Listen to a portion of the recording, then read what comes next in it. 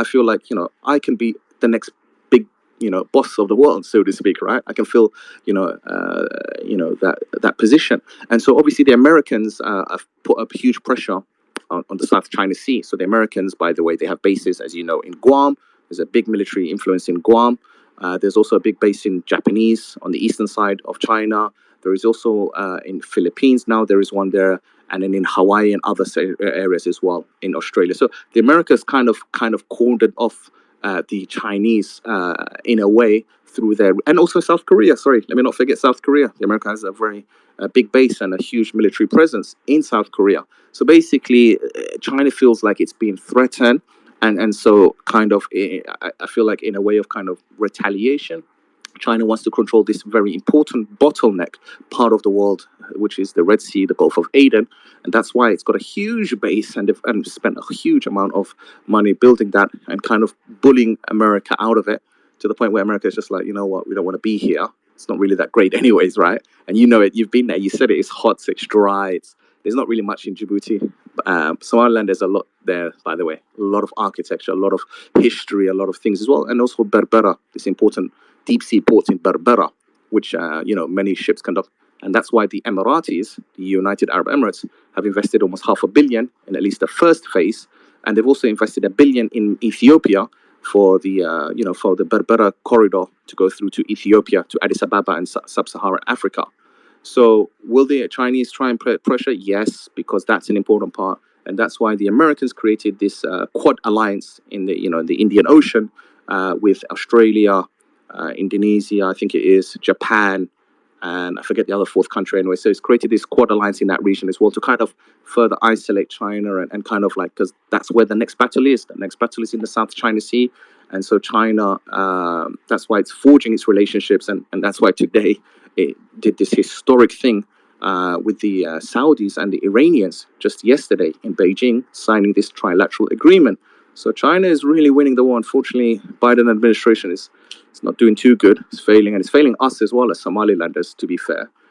Although things are very slow diplomatically and things of that nature, the US has created a US envoy for the Horn of Africa. They have a guy by the name of Michael Hammer, who's an envoy in the Horn of Africa now, but not much in the way of presence and relationship with Somaliland. So a lot needs to be done on both sides, to be fair. Somaliland needs to kind of reach out, and it's not only just, it's a two-sided relationship. It's a bilateral relationship. So we know what the Americans want, but we need to kind of tell the Americans, listen, this is what we need. And not only just the Americans what we need, but also it's the right thing to do as well. That Somaliland, a country that has existed, should get its independence, right? Even if there wasn't this Chinese incursion, purely for regional stability and peace in the Horn of Africa, because lack of Somaliland recognition is kind of handicapping Somaliland and really causing a huge, and that's what's going to cause the spread of this Al-Qaeda from Somalia and ISIS and other nefarious groups to kind of expand. And as I already said to you, the Horn of Africa, according to multiple UN reports, annual reports that are written about piracy and terrorism, and also from the US State Department, even the most recently, they named Bosaso, northern Somalia, as their entry point for Al-Shabaab weapons, illicit trade, and counterfeit goods. And it comes, by the way, through the location of Iran, through Yemen, to Somalia, just across the border through, yeah? So that's that. So yeah, the answer is the Chinese, yes, could potentially, in retaliation, apply pressure if it kind of annexes and secures unilateral power of that location. Now that it's signed this deal with the thing, that's what it's looking to do.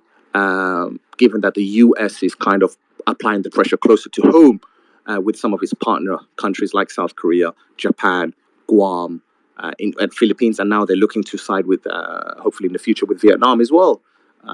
So yeah, I think that kind of answers your question, both of your questions. Appreciate it, Abdul. I want to do, let's see, I want to take, let's see what I want to do. Let's see, 25 minutes maybe for questions. And we can open that up. If we have to go longer, that's fine. But I do have some people now sending me a request. Let's go to the first person, Adin Ali. Adin Ali, go ahead with your questions for Abdul. Aiden Ali, go ahead with your question. Hey, Michael, I want to ask you a quick question real quick, okay? Sure, go ahead. Okay, you from the United States, correct? And the United States, Yes, correct. and the United States is united. Why are you in a podcast spreading propaganda? I want to answer your. I'm hosting a show called Flashpoint So why you Geopolitics wanna? that Why you wanna? takes from many The different. thing I want to understand is Somali people, right? Somaliland want to have their like independence, but your country is peace united. But you here want to divide a country that's one people, one race. You know what I'm saying?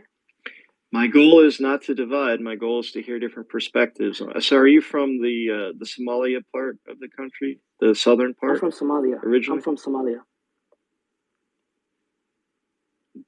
So what is the perspective from your side on the status of Somaliland as it currently exists? You liken it more to a state, like a United States state that's top down federal control over the Correct. region. What's Is better? that how you view What's it? better than unity? You feel me? But don't you think it would be? Let me have Abdul respond back to that, because you guys are living in the region. I don't want to interject from the U.S. perspective, but I want to have Abdul No problem. respond to the interesting fact that you have there, the status of Somalia question. Go ahead, Abdul. Yeah, thank you, Michael. Thank you, Adam, as well. So basically, what Adam is talking about is this kind of very archaic, monolithic idea. It's a very fascist ideology of ethno-nationalism, right? Building a country based on ethnicity. So as I rightfully said to you, Somalis live in not only Somaliland, they live in Somalia. Somalis also live in Djibouti, at least people that speak Somali. They also live in Kenya, at least in the northern part that shares a border with Somalia in the south, and also in Ethiopia, in the eastern part of Ethiopia, right? So Somalis are scattered all over the country. What people like Aden and other people that have this ideology, this very dangerous and divisive ideology of ethno-nationalism, it basically seeks to say that we should form countries not based on colonial boundaries that we inherited, right? Which is what all countries in the African Union and countries that were colonized, they subscribed to, right? So the OAU, set a charter in 1964 upon the formation of the OAU in Cairo that for there not to be violence and spillovers of, conflicts and unending conflicts resulting in deaths and millions of deaths, at least in Africa, member states came up with the agreement. And Somaliland was there, by the way. We were in that agreement because we predate the existence of the OAU charter and the OAU meeting. So what Aden elicited to is this very fanciful and very naive idea of like forming a country. And so what he's talking about is not only a country about Somalia and Somaliland, but a country where Somalia and Somaliland annex Djibouti. They annex Ethiopia, at least the eastern part of Ethiopia, which is a large part of the territory of the eastern part of Ethiopia. Right, it's almost like a quarter of Ethiopian territory, maybe a bit more, a third of the country, like a huge, large swathe. Ethiopia, and northern Kenya, and that wouldn't work. You can't form a country today based on ethno-nationalism. It's a very fascist ideology, and it's a dangerous ideology. And so when someone asks you that, Michael, the simple response that you say to them is, well, do you have a one country called the Arab country in the Middle East with all Arab-speaking people? No, you don't, right? You have Yemen, which you know about. You've been there. In fact, Yemen is even divided. You have South Yemen and North Yemen. In fact, some of the conflict that is happening today is through the union between North and South Yemen that united in 91, right? They share very different cultures, by the way. South Yemen, the port of Aden, right? The port of Aden, we have a rich history that relates with us. A lot of Somalilanders lived in Yemen, at least in that southern part, and a lot of Yemeni people lived in Somaliland and in Djibouti and other places. We have a rich history, right? So it's fascinating. So basically, what our young friend Aden was alluding to was forming countries on the basis of ethno-nationalism, that we should have one country, so not just Saudi Arabia but all Saudi, Yemen, Oman, Qatar, Kuwait, Iraq, Jordan, where that end, right? So in Europe we have three speaking German countries. No one says, oh, by the way, the Germanic people are split, we need to form a country for one greater Germany. No, that's fascism. It's ethno-fascism, right? And we are seeing that play out today, by the way, the remnants of that in Europe, in Russia, Absolutely. In and Russia is Ukraine. using this in Ukraine. So Russia is using this idea that because Ukraine used to be part of the former Soviet Union, that and they speak Russian in the eastern part of the country and very close ethnically and whatever, that Russia obviously is annexing Ukraine, whatever. But we know what the story is, so I don't want to go into it. So yeah, the story is it's based on this ethno-fascist ideology. It's a very dangerous ideology, and if that can of worms is allowed to open, it will end nowhere. We'll have like Arab countries and other people that will just be annexing each other, and we'll have unending conflicts similar to what we are seeing. And that's what we are having the problems at the moment in the Horn of Africa, where Somalia does not want to. And the thing with Somalia, by the way, it doesn't have a country in the sense of it never got its independence because it was a UN administered trusteeship, and it doesn't meet the four conditions of statehood that every country in the world meets. And one of the conditions that it does not meet, and an important condition, is territorial boundary. Somalia does not have a territorial integrity, because if you look at the boundary between Ethiopia and Somaliland on the maps, you will see that it's a dotted line. Why is that? It's not a demarcated border. That border between Ethiopia and Somalia, or Italian Somalia, was never demarcated because Somalia was part of Ethiopia once upon a time. It was part of Greater Ethiopia, right? Whereas British Somaliland has demarcated borders that go back as far as 1884. And we've had subsequent treaties with the Anglo-French, the Anglo-Italian, and the Anglo-Ethiopian treaties before the turn of the last century. So the boundaries and the things, we fall in line with the thing. So again, by the way, my family, a lot of my family and my heritage, they live in Djibouti, right? The Isaac clan is a clan that lives in Djibouti. Some of my grandparents and families live in Djibouti. Similarly, some of my other family members live on the other side of the Somaliland-Ethiopian border. I don't go around saying, "Oh, I'm going to go and annex that because it's my territory and we are the same people," because that's ethno-nationalism. It's a fascist ideology, very problematic. It's not sane way of doing things, and so this idea of it's part of this greater project, what we know as Somali Wayne. In Somali, it's known as Somali Wayne, which translates to Greater Somalia. Bit like the Hitler idea of Greater German people or the Greater Aryan-speaking people, or the Greater Russian Soviet people as well. So it's a very dangerous ideology. Just because we are Somalis does not mean we have to have a country. We can respect each other's boundaries. I live in thing. I don't go to Djibouti and say because my grandparents lived there and once upon a time, there was the empire. We don't say that. No, we don't say that. It's once upon a time Yemen, parts of Yemen ports, right, in the 1800s. Right, parts of the Yemen, I think, we used to fall under the Djibouti, Somaliland, and Yemen ports in Yemen, Mocha, the famous place Mocha, and other places fell under Somaliland territory, the sultanates, right? But we don't claim that today. Yemen is Yemen, even though I have some family members that live there and live in Djibouti, right? So it's a very dangerous ideology. It will ethno-nationalism. It's not something we do, and the African member states of the African Union and the international community dissuade against this idea. And that's why, but we have this problem, by the way, in the Horn of Africa with Somalia, because Somalia is not living at peace with its neighboring countries. It's at war with its country in Kenya because it claims the territory of the northern Kenya, the NFD region, says, no, that's part of my territory because they are Somali people. Yeah, they're Somali people, but it's not part of your territory. Kenya is a demarcated border with a country that got its independence in 1964. All right. Same with Ethiopia. There are Somalis that live in the Horn of Africa. Right, in Ethiopia, in the eastern part of Ethiopia. Doesn't mean, they're Ethiopian citizens. They're ethnically Somali or whatever, Somali-speaking folks, but they're Ethiopian citizens, right? And so there's this confusion that erodes the lines between, at least in today's modern states, concepts of states and what a nation is, this idea of, nationalism and ethnicity and the blurring of the lines and the very problematic statement if we went down that route. Because in Europe, we would have another conflict now where the three Germanic-speaking countries will say, listen, we want to break away from a greater German, speaking country, and we can't do that. That would not work. So I don't know if that made sense, Michael.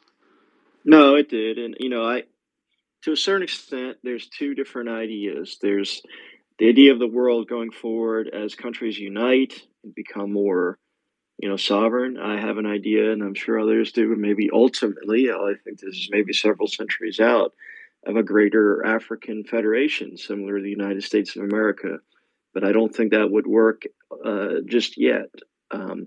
Ideally, right now, and it's unfortunate given that the amount of, and I think it's innate to the human primal nature, conflict. I think ultimately, though, in the short term or for the foreseeable future, we'll have to work out nations, at least in some regions of the world, as it relates to smaller regional territorial nation states.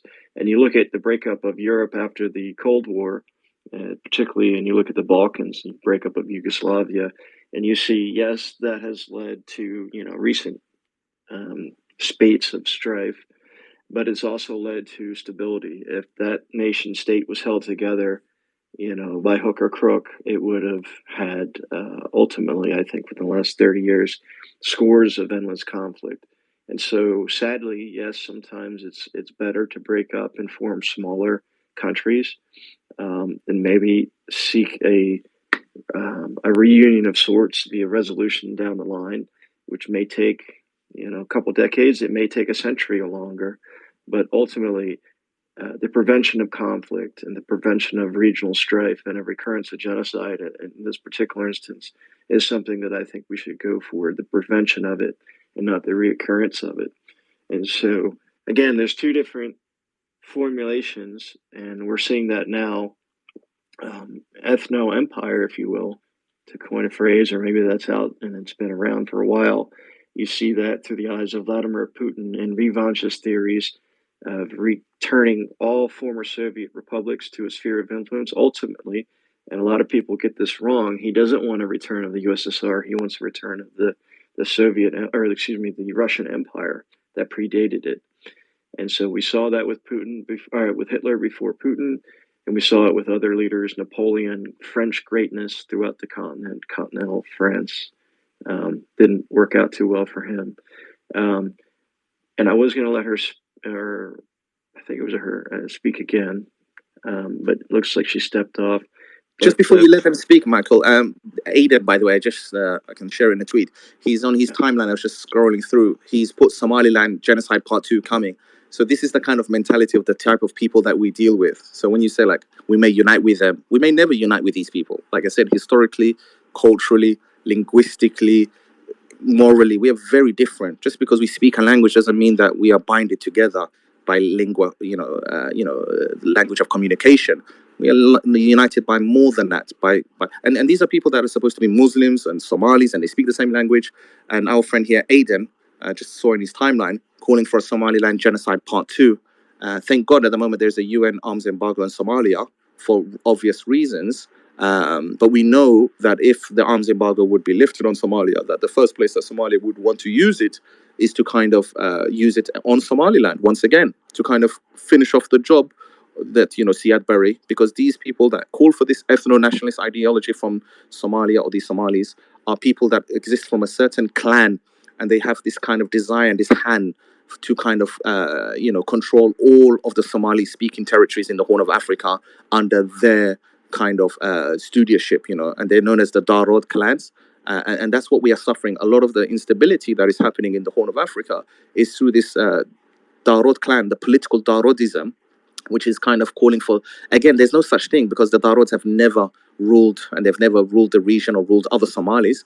But ever since 1960, at least 1969, with the Siad Barre, who was a Darod, and who had like prominent members of his clan and other sub-clans of the Darod sub-clan, created this thing called the MOD Alliance, the Marehan, Ogaden, and Dulbahante. And this guy clearly comes from those tribes, because on his timeline, and I just shared with you, and I can put it up in the top, he's calling for a genocide part 2. So we really can't take these people seriously. We know who these people are. They are, very similar to, these are people that have not been de-radicalized. They're fascist. That's why they have this desire for this ethno-nationalist ideology. It does not come from a place of goodness and heart and brotherly and union, but rather more from a place of subjugation and force. But Somaliland has never been subjugated and forced by, these people, you know what I mean? And they're kind of still hurting how 3,000 SNM members, Somali National Movement members, was able to overthrow the then third largest, strongest army in Africa at the time, after Egypt and South Africa.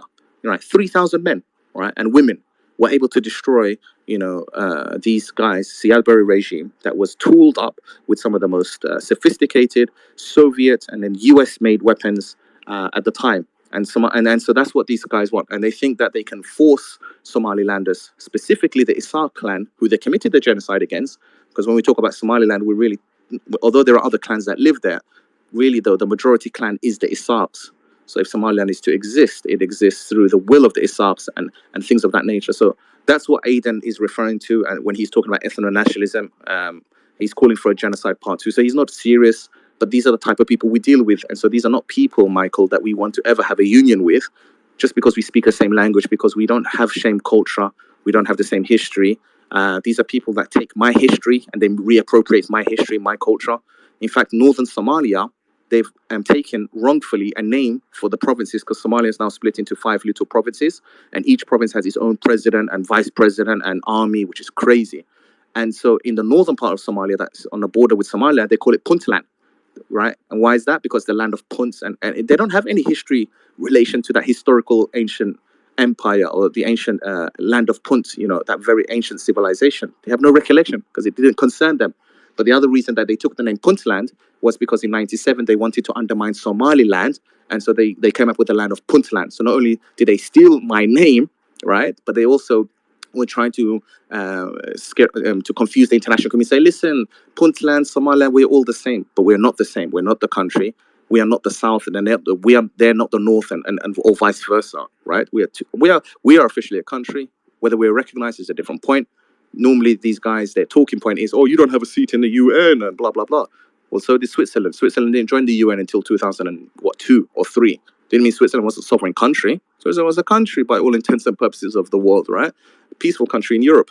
So a member status, in fact, the seat that Somalia currently sits on, the federal government of Somalia, is my seat. It's the seat of the British Somaliland, and so Somalia will be taken to court for 2 things: for the misappropriation and the illegal theft of my documents and my history and cultural appropriation, but also for the Isaac genocide that they committed in the 80s.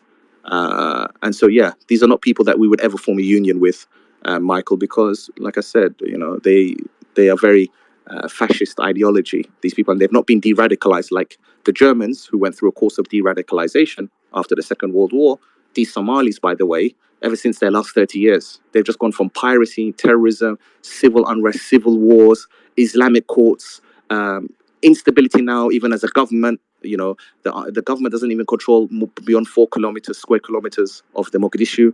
Literally, outside of that, it's a free-for-all. The Al-Shabaab run taxes, and they are more. They get government, and they have paid members in the politics as well. So yeah, Somalia is officially a failed state, and and the future for Somalia is that it will be broken up and go through a process of balkanization, similar to Yugoslavia, what happened in Europe, and it will be broken up into the different regions. So I'm sorry to tell Aiden and other people that have this idea of this, Soviet revanchism, or we can call Somali revanchism, but there's no such thing as Somali revanchism, right? Because there was no such thing as a greater union of Somali people. We've never had that union. You know what I mean? So just thought I'd throw that in there, Michael. Got it. Thanks. And let me open it up for another speaker. I saw I had Dr. Miriam. Is she wanted to come back on? And just so you know, everybody, if you come on and you want to espouse like that comment, I haven't seen that comment yet, but I'll make sure I hide it. If you want to espouse thoughts of genocide or other things of violence, you will not be allowed to speak. You'll be removed from the show, and you may or may not be blocked depending on how I feel at the current moment and the topic that you bring to light. So we want to have a civil engagement here today. We want to have civil discourse. We do not want to have I recognize that there's a deep-seated history of clan rivalries and tribal things, and that's fine. That's part of history, but I don't want to have it out in the show. I want peaceful discourse to rule the show here today, and maybe we can just have a little bit of progress if that's capable, even in some small venue like Twitter Spaces. Maybe it's possible to put forth a little bit of progress on the relationship between Somalia and the Republic of Somaliland. Maybe that could happen, maybe not, but we'll see.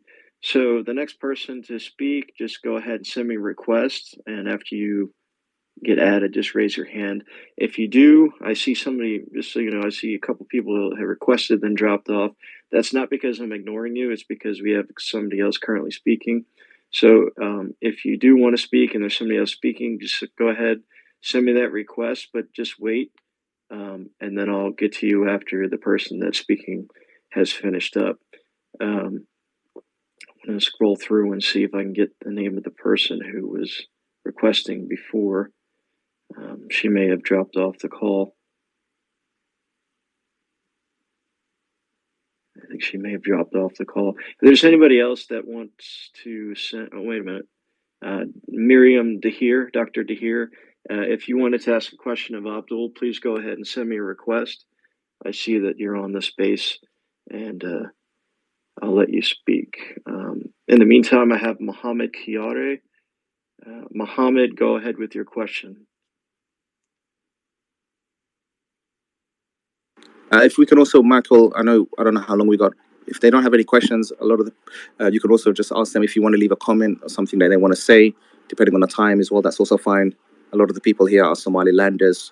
But yeah, if anybody's got, I think if that's fine with you, any comments or something that they want to share with you, or something that they want to say, I think we should, Absolutely. No, that works out. Mohammed, please go ahead with your question.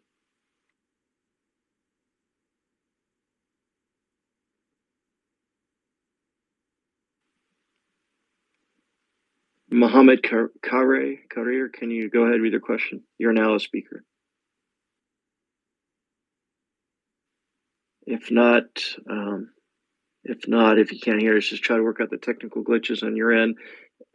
Somaliland, Abdul 2242153. Go ahead with your question or comment for Abdul or myself. Please go ahead. I have a comment to make. Yes, please go ahead. Okay. So I'm a Somalilander. I'm born in London and I'm 16 years old. I'm currently living in New York City going high school. My dad served in the United States military and has deployed to many countries around the world. He is the founder of Somaliland Online, and after reading the history of Somaliland, I realized that Somaliland was British protected and was recognized by the United Nations and 35 other countries, including Israel. On the other hand, after my father and I researched the history of Somalia, we realized that it has never been recognized by other countries. After the war between Somalia and Somalia, Somaliland got their independence back in 1990, and they have been in peace and stability for the last 32 years, while the next door neighbors have been in chaos and war with their own country. They've never had their own election. Why do you think the United States blindsided not to see Somaliland establishing and fulfilling their destiny for peace, democracy, and stability, while the international community is giving billions of dollars to a failed state named Somalia? Why do you think a young adult like me who grew up in a civilized country will want chaos and terrorism in a country like Somalia? It's a great question, and thank you again for joining the show. Somebody as young as yourself, 16, is really doing a great service to research and be a part of this issue and learn more about the country and the region at large. And so I applaud you for coming on the show to ask the question. I'll start first. I think the United States is somewhat behind the curve. As somebody who's been a part of the military and worked for a contractor and other things, I'm currently out of that now. I'm doing something else to take a break from that for at least a few years. There really is no one set, formulation or agency that makes all the decisions, and different presidential administrations have different value sets or different outlooks on regional geopolitics or world geopolitics from a system at large.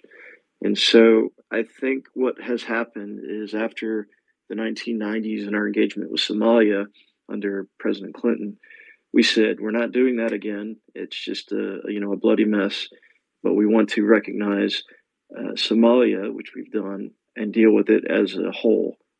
And honestly, what we should have done is recognize that there's a continuing problem and have recognized Somaliland. This is my view.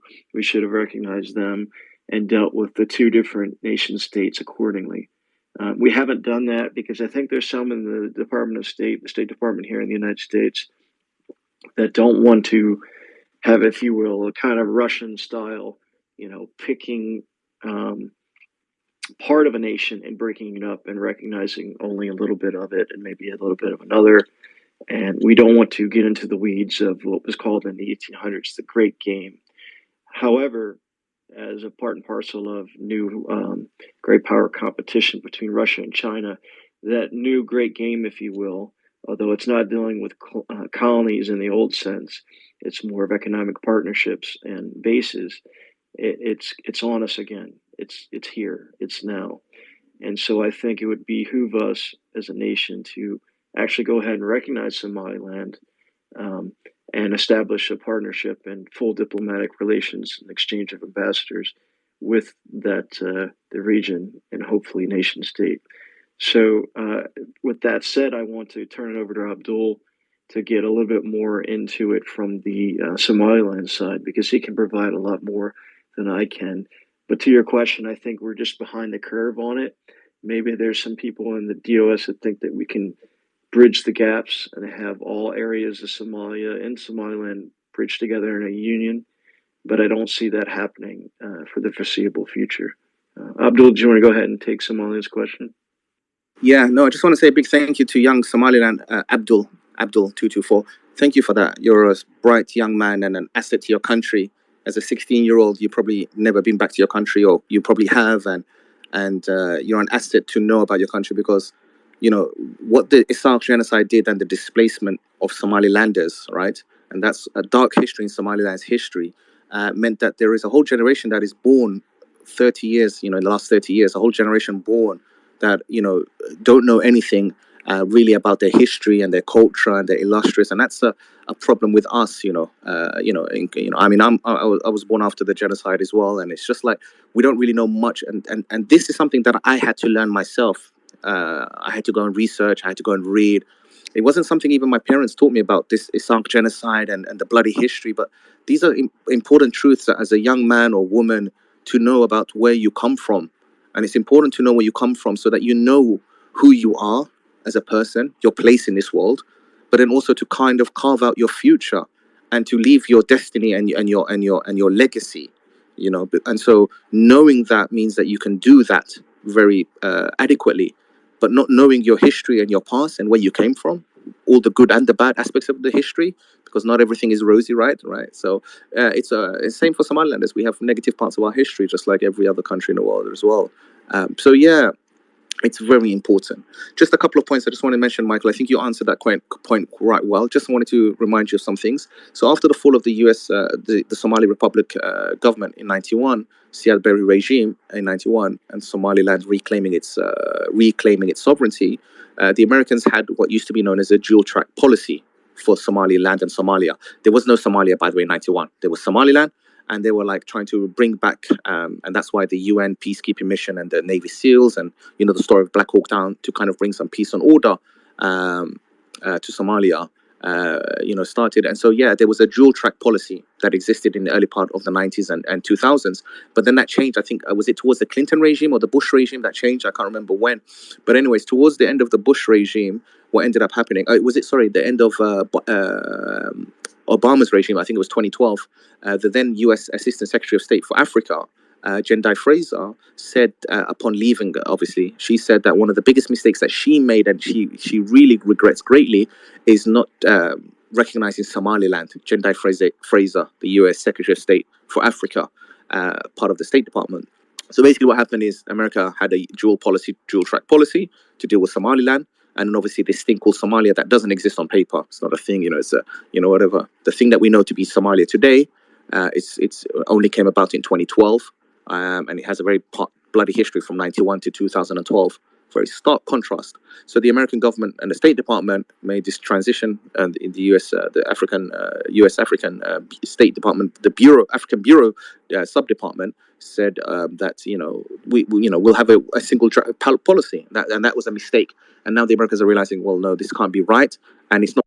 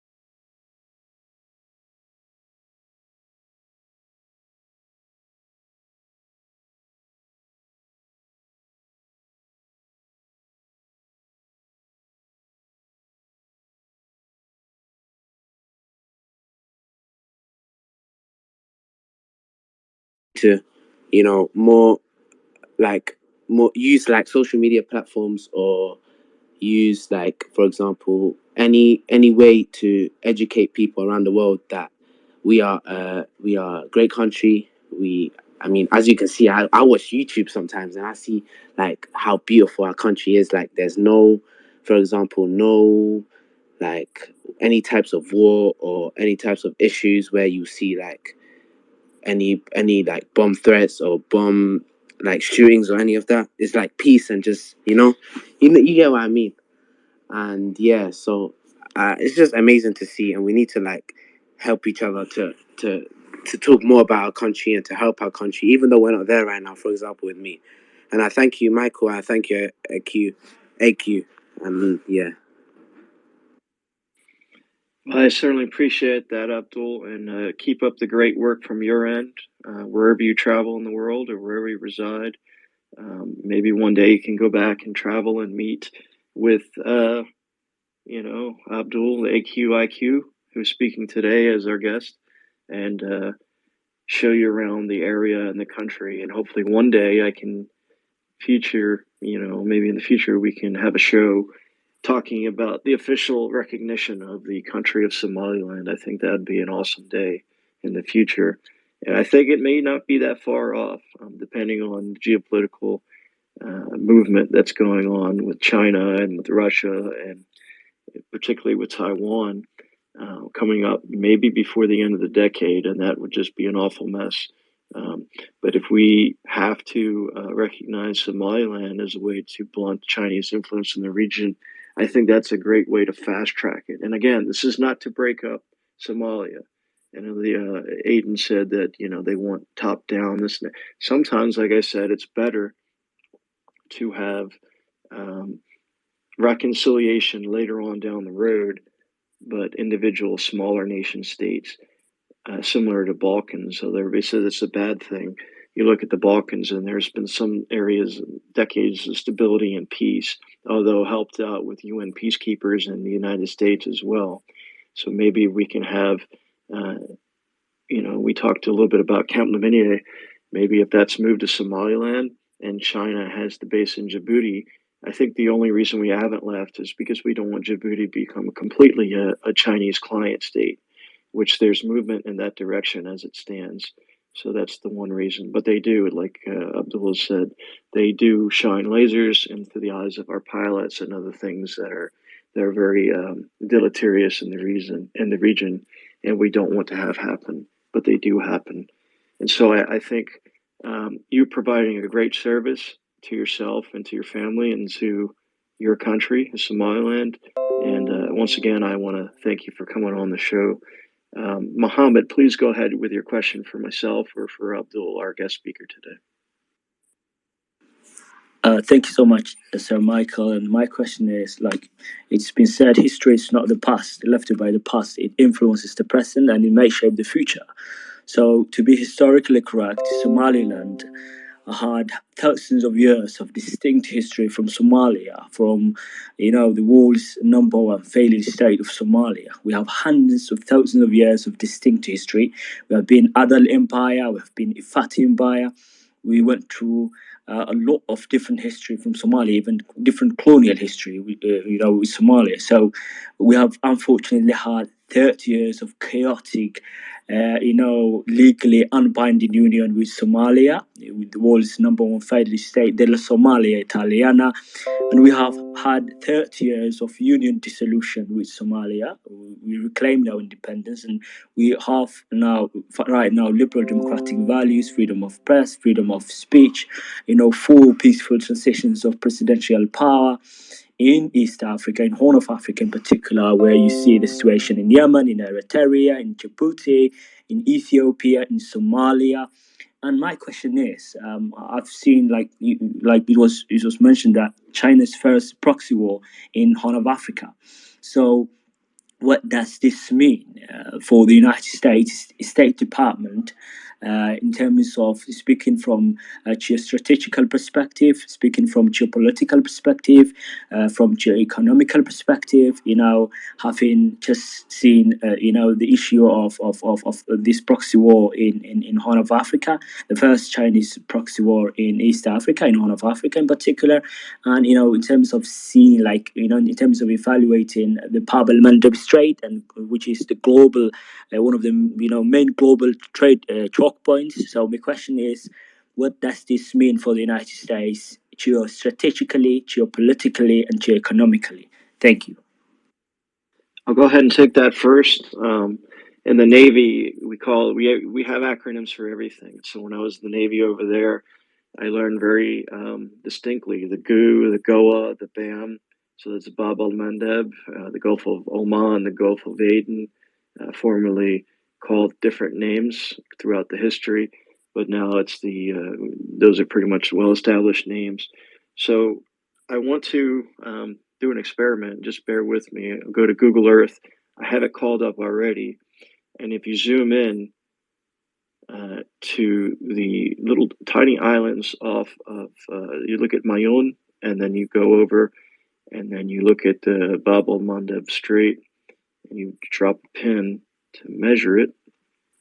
So I'll go from Mayotte at a point, and then go over to the coast of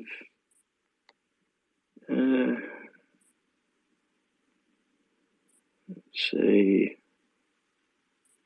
let's drop it to Mahole.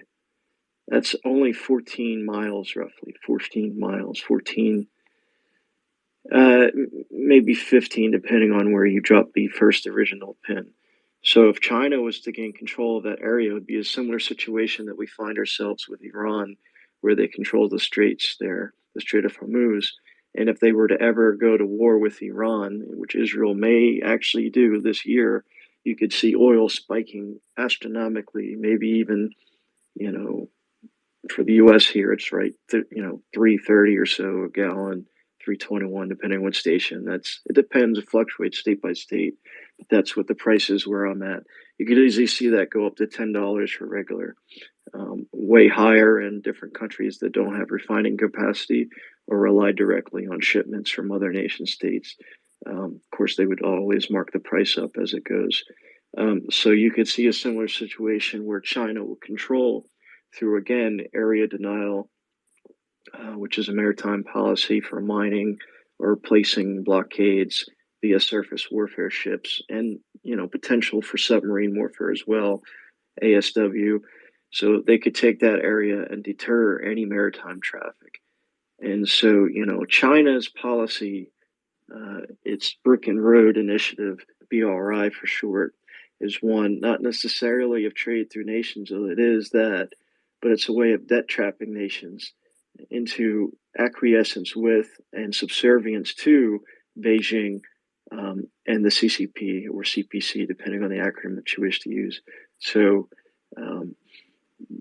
from their perspective, they put out an air of, hey, it's great. It's similar to what the U.S. did with grants and loans and different things. And they're learning from us. But what we didn't do is debt trap countries beyond recognition and say, hey, okay, well, we're going to put everything here under our control. Now, we do have a poor history of that, similar things that we've done in South America during the Cold War. But we never, 100% said, okay, well, essentially now your whole country belongs to us. You look at different revolutions and things throughout the history. And in the modern era, we create sovereign, diplomatic relations, nation-state to nation-state relations. China eventually wants to have that, but they want to eventually control, not through, like a Roman Empire of sorts, but through I would say if you look at the Soviet relations with different Soviet republics, how they were eventually acquiescing to Moscow, and then they eventually created SR control, client state, if you will, directly controlled by Moscow. That's something that they want to do, even if it's not similarly analogous to complete territorial control in the sense that they're a union of sorts. They want to have non-union relationships with those individual areas and partner states, and then have control through Beijing. A perfect example of this would be through Pakistan. You look at Pakistan, the port of Gwadar that they have debt trapped Pakistan into, and now China has said, okay, great, can't pay it back. Now your entire port of Gwadar belongs to us, and we'll control it and we'll call the shots. And so if you go back into Google Earth, I don't know if you're doing this now, but I'll do it from my end, and you again see the narrow corridor through the Gulf of Aden that most of that maritime traffic has to flow. That's essentially what their aim is. Their aim is to control that choke point there and deter and blunt as much as they can from, our base there in Djibouti, which is only a stone's throw, geopolitically speaking, from that choke point. If you bear with me, if you go up all the way up into the Red Sea, and then you look there, the port of Sudan, and Sudan, not South Sudan, but the actual nation Sudan before it split into two. Russia now wants to have a base there of operations, a maritime base that they can put naval ships, as well as, I'm sure that they'll do this, an airstrip for drones and fixed wing, as well as helicopters. So as we move forward in time, what we don't want to have again is territories of Africa, long established, great histories, empires, smaller, republics that are subsumed by what they called back then the Great Game.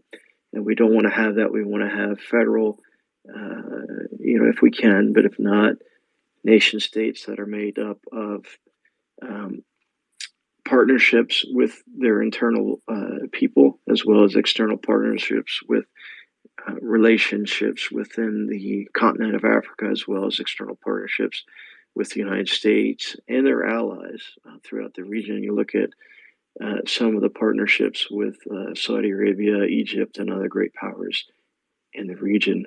We don't want to have land and territorial conquest of old, and hopefully through recognition of Somaliland, we can deter Chinese expansionist ideas and designs in the region.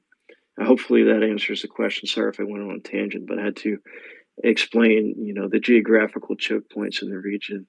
And let me turn it over to Abdul, AQIQ, for some expansion on that from his perspective. Thank you for that, Michael. You've really done really well, actually. I've got nothing much to add on that. I mean, you are the military expert. You've done tours in this region. You know this better than me. But just as you rightfully said, especially at least where Somaliland's concerned, the Gulf of Aden, the Red Sea, the Bab el-Mandeb Strait, very important security place for Israel as well. So we have a delegation, African and Arab delegation that has been invited to Jerusalem next month. I think this month, actually. Sorry, in March, I think it is. Later in the month, where we're going to be going, Somaliland analysts and government members and think tanks, to kind of discuss a wide myriad of issues with, I think it's called the Jewish International, JICP or something. I don't know what the acronym stands for.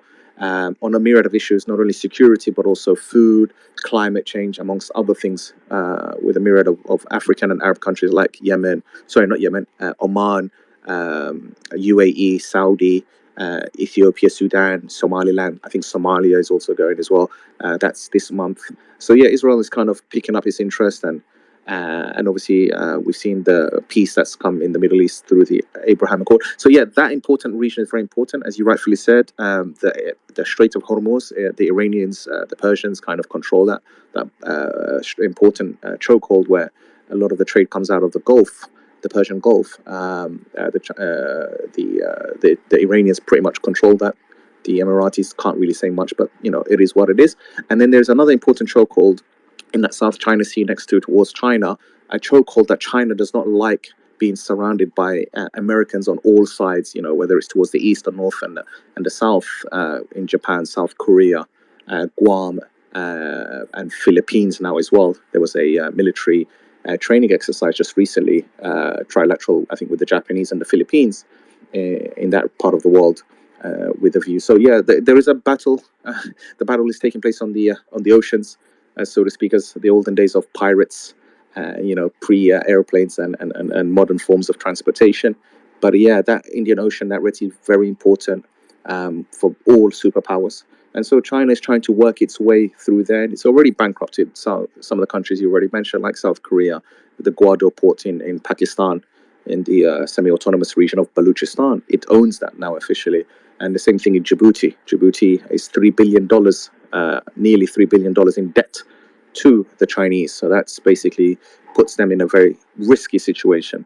And China has kind of evolved in these last 10, 12 years, so to speak, from the idea of just like, oh, we'll give you debts and we'll give you infrastructural loans and whatnot, but you guys do what you want. But rather what China has been doing in the last couple of years is, as it's matured politically and geopolitically as well, to kind of infiltrate and kind of get its interests from the ruling powers and the governments and the institutions, and kind of have influence in the internal workings on of the country now. That's the level that China's going. So what China is doing is it's trying to work its way around from the Indian Ocean all the way around to the other side of West Africa towards the Atlantic Ocean as well. And so it's only a matter of time. I think there's the Russians, I think we're looking at some bases there. I know there was some conflict in West Africa in the last year or 18 months ago with the former French colonies.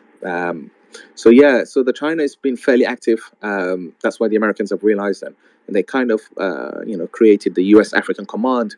I think in 2016, is it, if I'm not mistaken, or was it just before that? Anyways, to kind of like in Africa, they had the U.S. Command in Europe and other places, but Africa was kind of neglected from American policymakers on a whole, and that's where it left a gap for Russia and China and the emerging countries, the BRIC nations, so to speak, to kind of take advantage of this situation. India is doing a lot as well in that region. India is competing with China, hence why Pakistan is working with China. So it's all weird, but yeah, again, it's about strategic locations. Just one point I wanted to mention, and I'll end it here, is China is basically kind of got supremacy on the underwater sea cables of in Somaliland and Djibouti off the coast. So there's a cable run by a Chinese company called Peace Cable. I'll send that to you, Michael. But Peace Cable is a Chinese-owned company, Hong Kong subsidiary, and they basically are making the fiber optics from Djibouti, Somaliland, all the way to Pakistan in Gwadar area.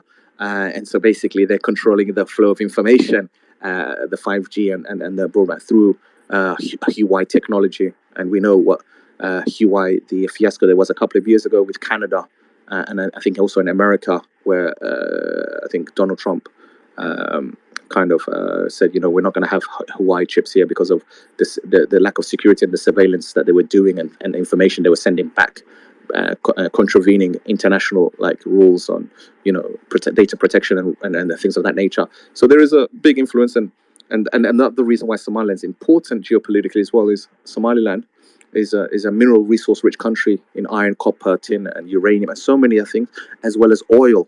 There's now an oil that has been discovered in Somaliland, and it's not new oil, by the way, because oil was discovered in Somaliland as far back as 1910. So Somaliland, even before Saudi Arabia, and they did the first drilling in Saudi Arabia and the Middle East. Oil was discovered in Somalia. I think, was it in the 1920s possibly? I can't remember the exact date, don't quote me on it, but oil has been in Somaliland and in that region. In fact, the oil that is in the Middle East and the Gulf comes downstream from the Gulf of Aden, right? And so that's why there's this big mess again. It's to do with resources and things of that nature. So so Somaliland, we've got poised for the drilling. The Taiwanese British company Janelle is subject to start drilling in Somaliland at the first quarter of next year, 2024. And so that's why kind of then there's this kind of mess and this situation that's going on for Somaliland at the moment to kind of hinder that progress. Because China would deal, I'm sure, with Somaliland once it's recognized. It'll have some relationship, but at the moment it's just like, we don't want to work with you. We'd rather have you under our control, just like we have under Somalia. And Somalia at the moment really is not an independent country, right? It's a vassal state, And when we say it's a failed state, we're saying that not in the pejorative sense, but rather it's a political terminology that's used in terms that, it's an indicator of the country's status economically, security, peace, and on a range of other indicators. And so basically, Turkey has got one of the largest bases. NATO member Turkey has one of the largest bases outside of its country in Somalia, and they've been there since the 90s, and they've got even a space program in Mogadishu there as well. So the Turks and the Chinese and the Qataris are there. The Qataris have invested a huge amount as well in Turkey, in Somalia, and also in Somaliland. We are more aligned with the UAE and Saudi Arabia, and so there's that other geopolitics taking place between the Arab countries. We know there's the race between UAE and Saudi versus Qatar, and so there's that geopolitics also playing out in the Horn of Africa between the rich oil kingdom, Arab kingdoms, as well as this so-called East and West potential. So yeah, I think the location, you really summarized it really well, Michael. Very important strategic part of the world where we are, connects to the Indian Ocean, Red Sea on all sides, and it's just who controls that maritime and that controls the trade routes and controls the information and the semiconductors and the chips and stuff like that, which Taiwan produces, basically has ultimate supremacy. And so that's what this next arms race, so to speak, this neo Cold War taking place, technological Cold War taking place between the two big superpowers at the moment, and the emerging economies and the old world order of the rules-based order, of America, Britain, France, Germany, etc. So that's that. Thanks again, Abdul. For Mohammed and everybody on the call, on the space, I put on the nest, the Somaliland's oil find could reset the regional balance. Here's how, via TC Africa. So that's an article from a site called theconversation.com that speaks about what Abdul was just talking about. And it really goes into detail. And to answer and to kind of piggyback off of what you said, it wasn't 2016. It was AFRICOM was established in 1 October 2007. Then it was activated officially 1 October 2008, which was a year later. So it's been active for 14 years, 5 months. It's the youngest, I believe. Well, maybe Cybercom is younger than AFRICOM. I'd have to look that up. But it's a Unified Combatant Command. The interesting thing, though, is it's not based out of the continent of Africa. It is based out of the Kelly Barracks in Stuttgart, Germany. There was some talk about shifting it to potentially Lemonier or maybe Egypt or some other partner nations and sites, but that is yet to be concluded.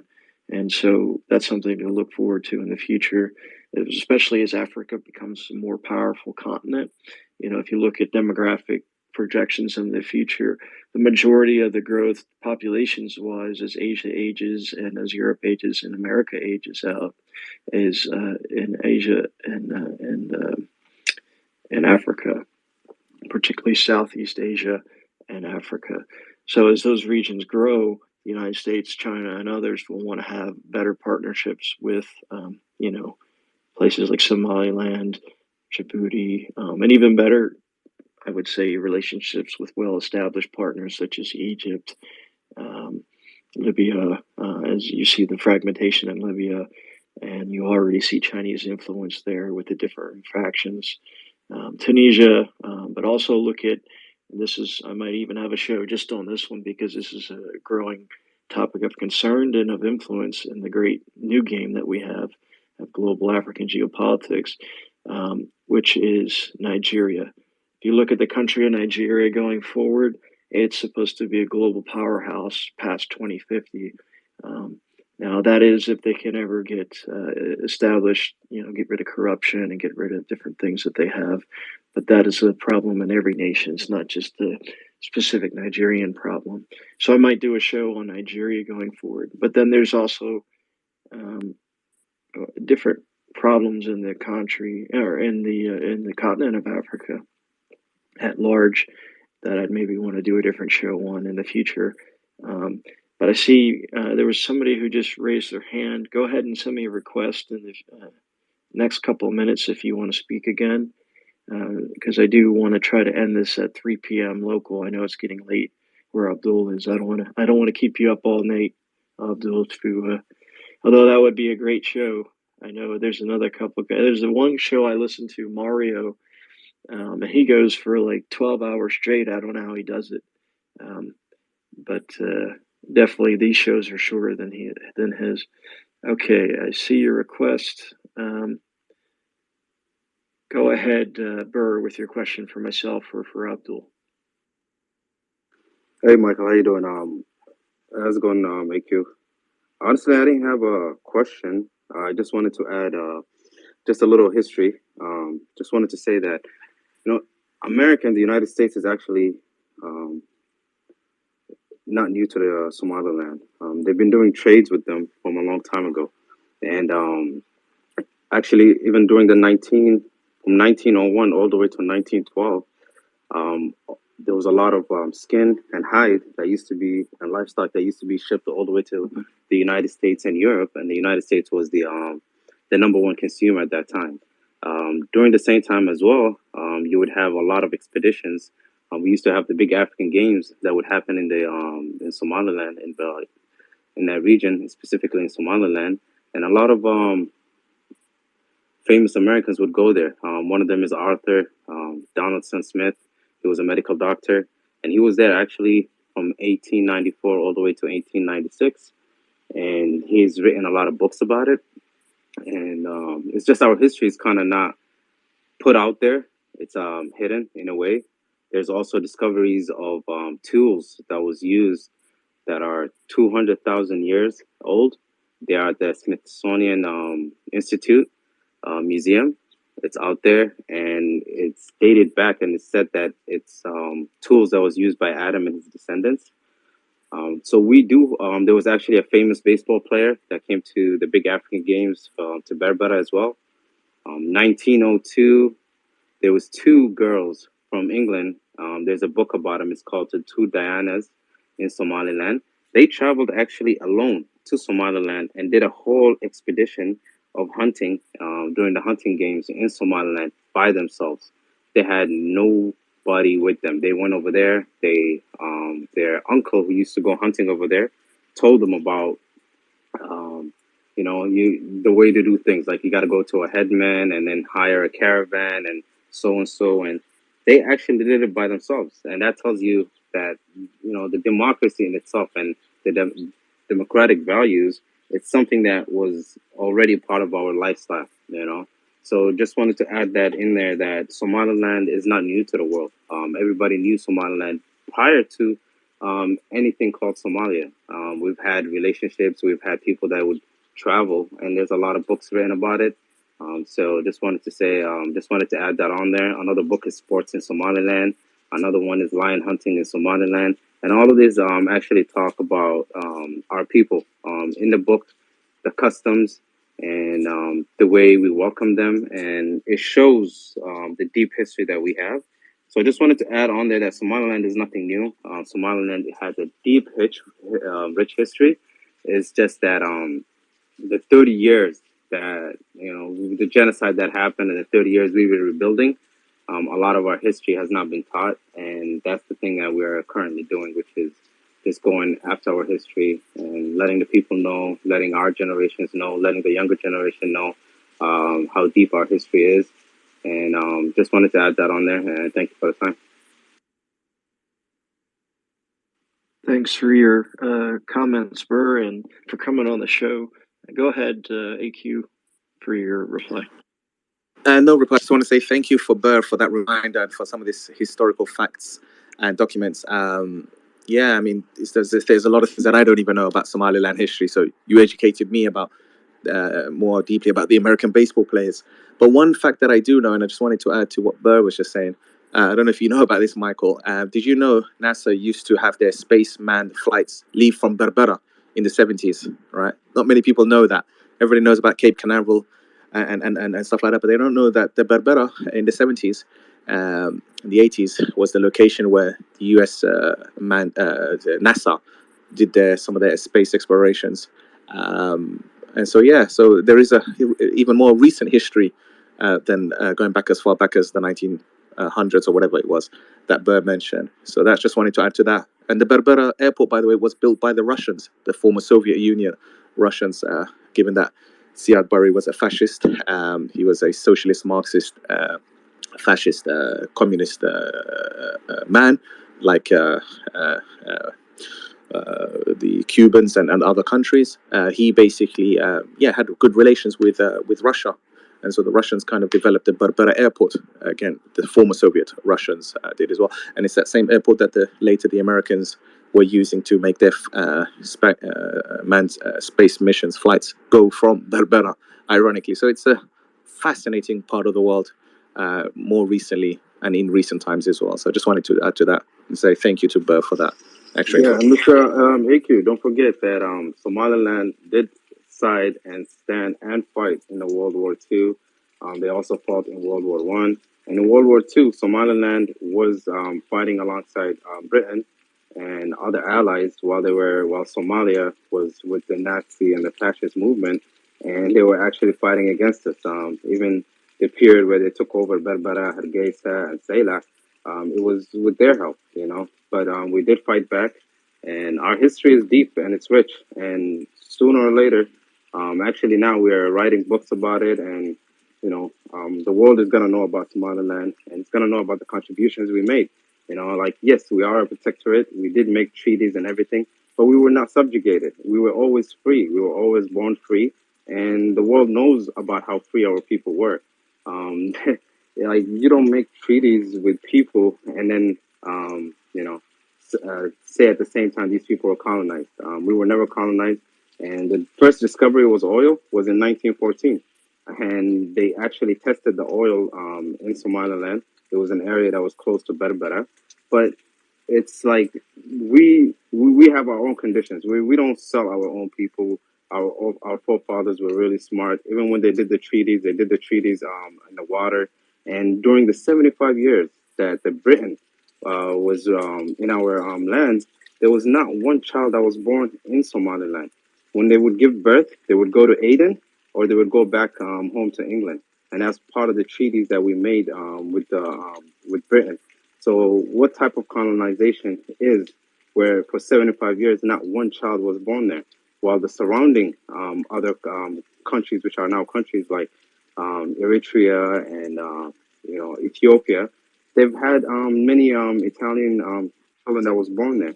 So that tells you that my people, my forefathers, were really, really, really one of the greatest people, and a lot of them are not mentioned in history books, but soon they will be mentioned, and the world is gonna know about them. Like Sharmarke, he was a great, great, great sultan and a leader that was doing businesses and deals with a lot of people. We had the Berber Affair. We had people that would come from all the way from Bombay to Ras Al Khaimah to Saudi Arabia, Ghanaian traders that would come and trade with us, where people would wait, and like the rest of the world would wait for this fair to end, so all these caravans could come back and people could hear the news of what's going on around the world, because that's the place where people will congregate, talk, and talk about the latest news. And then when the caravans would go back, these news would be spread to the rest of the people. And so the importance of Berbera and Somaliland to the world, and even the archaeology discovery that Somaliland, even the species, there was so much species that was discovered in Somaliland that's not found anywhere else in the world. You know, species of birds, species of fish, species of animals and birds. Like, there's so much deep history that we have. So sorry about hijacking your space a little bit, but I just wanted to add that. Thank you. No, you're not hijacking at all, and I appreciate your comments and talking about the variety of wildlife and different things that are present in Somaliland. It really makes me want to take a trip over there one day. Maybe if I have the time and the money to do so, I'll definitely check out Somaliland, because I haven't been in that region. And just a little point of clarification: I wasn't based there. I spent some time in Djibouti, but most of my time in the region, a few months, maybe 3 months or so, was off the coast of Yemen, taking care of some stuff that we were assigned to do over there, and in concert with UAE and some of the other partners. And that's a whole nother ball of wax I don't have time to get into now with the war in Yemen that really has, in my view, destroyed the country of Yemen. And, it might be the case that maybe North Yemen and South Yemen should come back, that the country might have to be split again. You see the Shiite influence in the it's always kind of weird. They say North and South Yemen, but really it should be, in my view, to West and East Yemen, as you look at it from a map. But in the more southerly part, closer to Djibouti, that part. So maybe I do a show on Yemen in the future and talk about the genocide and the blockading of and destruction of ports and different things that have occurred. And to talk about that also, that's something, blockading of ports and destruction of cities and things, that China has the capacity to do should they ever want to take a more, what's the right word, destructive approach to blocking Somali land independence. You're definitely seeing that with any talk of them taking Taiwan, potentially maybe within the next 5 years. I've done a few shows on that. If you want to check out my channel on YouTube at Flashpoint Geopolitics, you can learn about what their plans and designs for Taiwan are, as well as Iran, which is a pressing topic this year, because Israel might hit Iran this year or maybe next year. It depends on what PM Netanyahu wants to do. I think we have time for maybe one more question. So let me turn it over to Geopolitics Africa TV. And they're connecting, should be live here in a second. Go ahead, Geopolitics Africa TV, with your question. Thank you so much, Michael. Thank you so much. My question is that Somaliland is the only country that the Chinese is not influencing at the moment in the Horn of Africa, or Africa as a whole. Somaliland is the only country that China have no foothold. Somaliland refused to actually sideline with the Chinese, unlike most of other African countries. And the last country signed the Belt and Road Initiative was Eritrea. 2021 November 25, they signed in Belt and Road Initiative. They have got huge military base in Djibouti. They have got huge investment, billions of dollars in Ethiopia, Kenya, Uganda, you name it, all of Africa. Somaliland is the single country that the Chinese are not investing and have no political foothold at all. So my question is, Somaliland, if it decides to sideline with either Russia or China, that's going to be the end of United States for Africa, because United States need a strong position that it can actually dominate militarily and politically in the is Somaliland is the most strategic country in Africa, because of the Pacific, the Indian Ocean, and the Middle East. Any military navy can actually dominate if they have got base in Berbera. So my question is, why the United States administration, in particularly the Biden administration and its ambassador in Mogadishu, why are they ignoring Somaliland importance, strategic importance?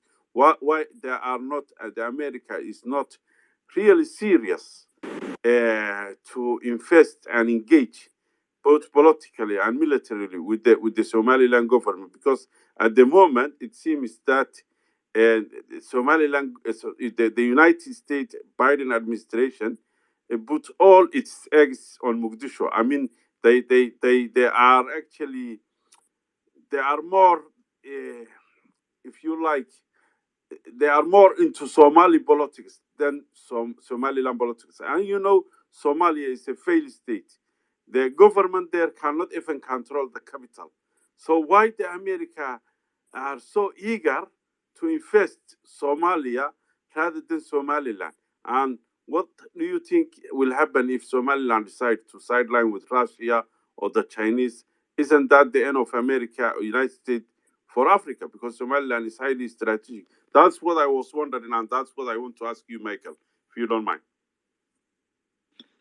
Absolutely, and it's a great question. Kind of talked on a little bit before about how they can choke off the Gulf there with the short distance between Yemen and some of the cities there in Djibouti itself. Ideally, we would want to have, and I put this up here, Abdi Garad had shared with me And I posted there, and actually Abdul had shared that as well. A quote from Abdi Garad from April 7th, 2022, about the dual track approach. Ideally, I think this actually, the shortest explanation is that we're so tied down, Department of State and Department of Defense, with the war in Ukraine right now with Russia, that we've lost focus on Africa and other parts of the world. Another point of the world that I want to do a show on is the Pacific Island states. And case in point in this would be Kiribati. The Chinese have taken and have signed a deal to build out a base in Kiribati. It was one of our old World War II PTO, that's Pacific Theater Operations, air bases, and put planned ships there as well as PLAF air sites, and expand that out for maybe bombers and jets, maybe even helicopters, but primarily with the distances needed to cover, be fixed wing aircraft. And so I put this on my channel before I even did space shows years ago, and how we are not, basically offering a whole crap ton of money to Kiribati and the people there to say, hey, you know what, we will match or even beat the deal that the Chinese are giving to you. And I think if all else fails, we should go in and take those airstrips again, because it's been almost 80 years, but those airstrips are still viable. And here's the other thing, they're right up against the water. So what they would have close to Pearl, about maybe, I don't even think 1,000 miles off of Pearl Harbor, is an air base with docks for ships and bombers, destroyers, Renhai class cruisers, to go ahead and maybe use offensive capabilities in our part of the Pacific close to Pearl. And I say that not as a distraction from the topic at hand, which is Somaliland, but to give an analogy of what they might try to do in the region, and why we've lost focus, and taken our eye off the ball. I think the United States, as a global superpower, there's an expression here, walk and chew bubblegum at the same time. I think we should do that. We did it, pretty much every day throughout the Cold War. And it's kind of like, the phrase muscle memory. If you lose your muscle memory, if you don't exercise certain parts of your body. And so, particularly when it comes to doing things that require those muscles. So we have to do what's called in the military, reestablish our muscle memory with strategic partnerships with areas of the world that we haven't focused on in a long time. The last engagement of any serious consideration that we talked about in the media, and particularly with the military use, has been over 30 years now. It's been, 32 years since we had the Battle of Mogadishu in Somalia, and we tried to do the peacekeeping ops, were eventually canceled by President Clinton. And in Somalia, for Somaliland, we haven't really talked about that in any major sense at all. And so I think it's high time that we talk about Somaliland and our partnership with that region, and hopefully the country, and a sovereign country going forward, as a way to try to deter any Chinese global influence in that region. And by Chinese global influence, what they mean is Chinese global control. The CPC wants to use business partnerships in the region and trade as a way of I almost look at modern China as the Roman Empire. The Romans did the same thing. They established footholds in regions that weren't theirs, starting with the conflict against the Sabine tribes in Italy itself, and expanding north and south and outwards, taking Greece, which they renamed Archaea, and other areas after the war with Carthage, completely devastating that region and destroying Carthage to a T, even committing a genocide by their legions to wipe out the entirety of the population and sow the city with salt so that nothing would grow again. And there's a famous senator there that always would call for the destruction. At the end of every speech, he would say, Carthago delendia est, which means Carthage must be destroyed. China is not saying that per se, but they are saying part and parcel of their doctrine, both from the Communist Party and through the military aspect, through the PLA, is that we want to establish worldwide dominance and control by 2049, which is the 100th anniversary of the modern state of China, the People's Republic of China. And so, to answer your question, I think honestly it's because we've lost our focus. We've spent 20 years in the desert in Iraq and Afghanistan, in the mountains of Afghanistan, the desert in Iraq and other areas. And to reiterate, we've taken our eye off the ball. And at that, let me turn it over to Abdul to see maybe if you have a different take on that, why we haven't placed so much of a focus on Somaliland per se, as much as other regions in Africa, particularly Northern Africa. Did you want to go ahead and take a stab at geopolitics question? Yeah, no, thank you for that, Michael, for that. Good points, really elucidated. Thank you to Geopolitics as well for the question. Good to have you here. So, yeah, I mean, look, I think you touched on most of the points anyways, but look, things go in cycles, they change. So, in the 90s, at the beginning of when Somaliland got re-established its sovereignty, there was a US dual track policy, even though there was only one thing called Somaliland, but they realized that there was these two separate things. There was Mogadishu and then there was Hargeisa, two separate entities. And so there was a dual track policy that the Americans had for a large part of the 90s. And I think it was towards the Bush era, or was it towards the end of the Clinton era? Anyways, it was the turn of the millennium that they changed suddenly to this kind of, to a one Somalia policy at the State Department level. And that's been like that for a while. And it wasn't until, I think, 2012, 2012 did Jendai Fraser, the US Secretary of State for African Affairs, mentioned that one of the biggest failures, this is after she left office, she didn't say this while she was in office, she said one of her biggest failures in office was not recognizing Somaliland or at least being more proactive. So yeah, there is a multitude of different,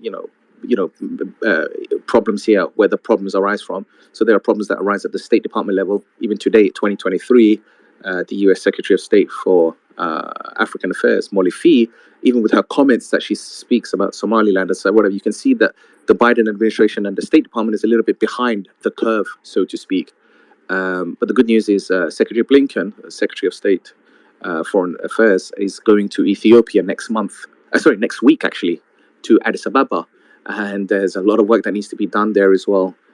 Ethiopia has not really been happy with the United States, given since the peace agreement was signed in South Africa.